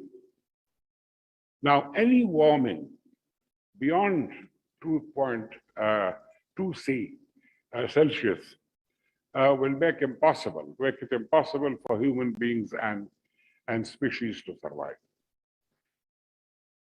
So, as I said,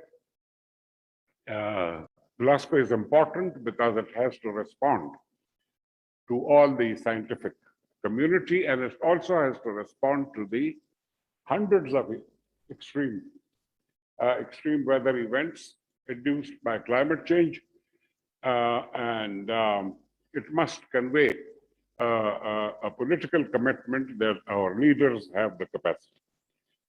What are the issues that will keep leaders and negotiators? In Glasgow, both our leaders and the negotiators will be dealing with a new generation of climate commitments. It's called the nationally determined contributions. The Secretariat will issue, I think, in the next week, a synthesis report on the so-called forward-looking recommendations or commitments by countries. So politically, the most important thing is there should be a signal.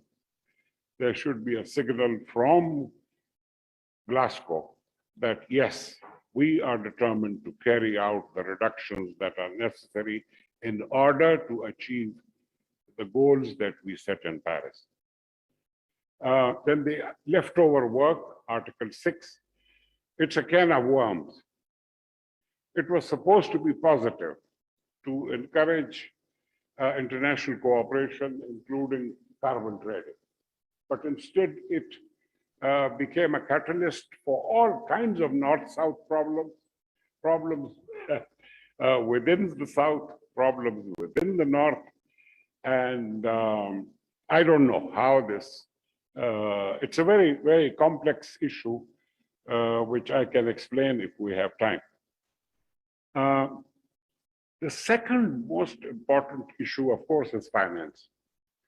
So we will have new commitments and an interpretation whether the commitments made by the rich countries respond to the demand. Now, Paris had set a ceiling of 100 billion, which was supposed to be a floor and not ceiling, which means the rich countries have to constantly revise upward their disbursements or their payments to developing countries through the windows, like the Green Climate Fund, Adaptation Fund, the Global Environment Facility, and other, the technology mechanism, the network for capacity building, and all that.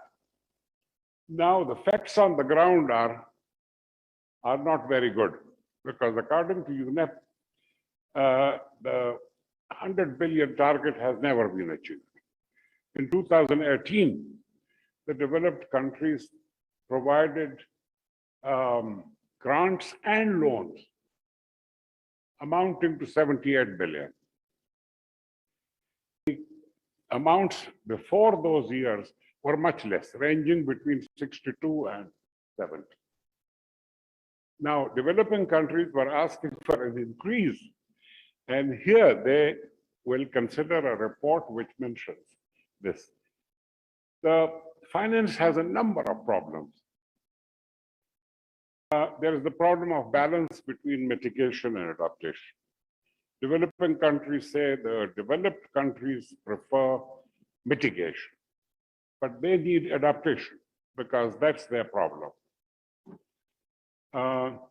They also want the money to come from public sources, whereas the developed countries are including even private investments. And the money that multilateral institutions are providing, every dollar that there is for developing country is put against the 100 billion. And there's also the question of the procedures for obtaining support. And Pakistan has so far received only 25 million from the Green Climate Fund.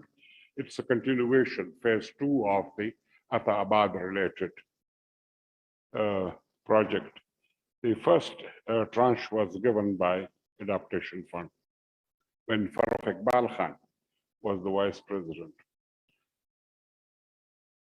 Now, so finance is going to be a tricky question.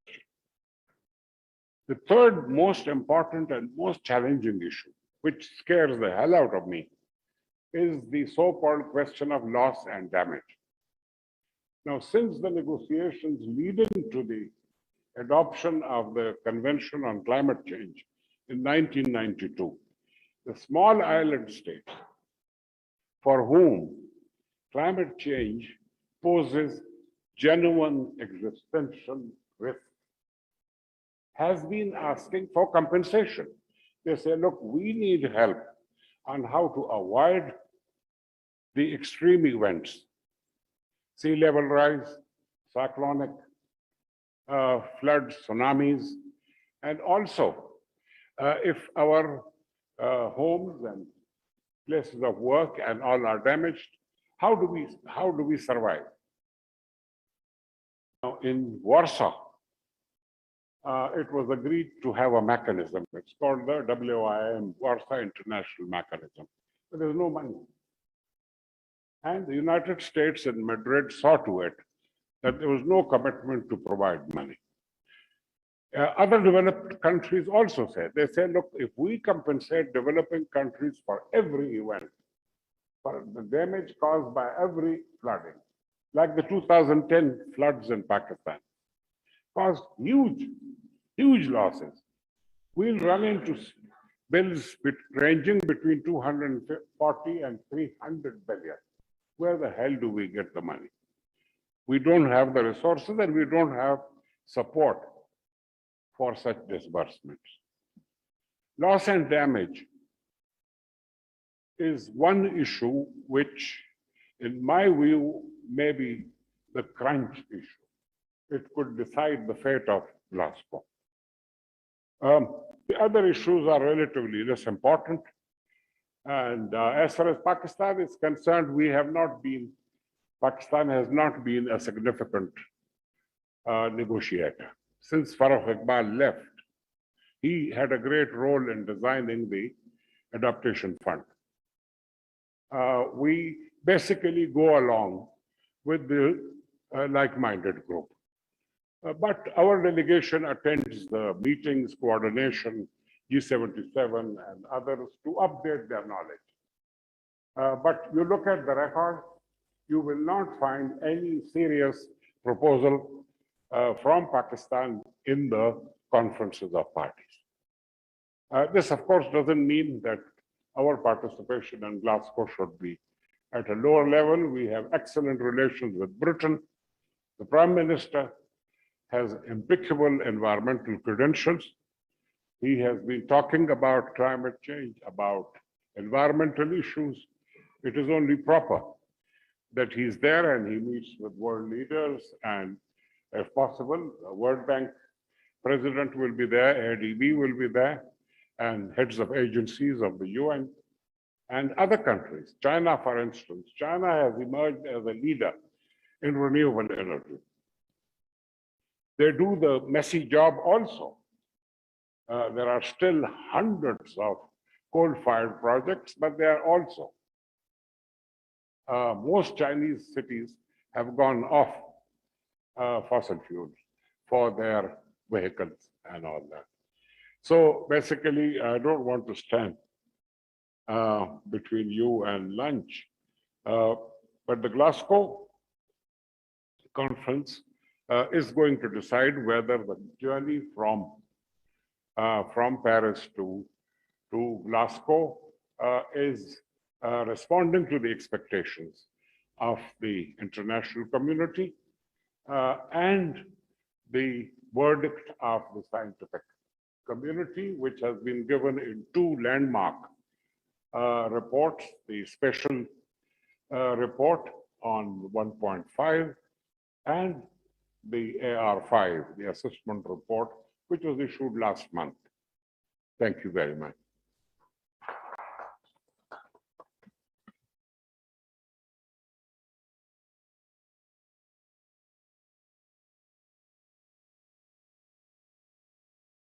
Thank you, Shafkat Takfil Saab. With this, I would like to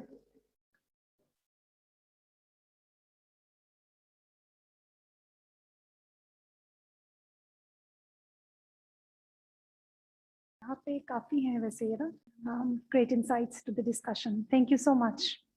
Lunch is served outside. Thank you.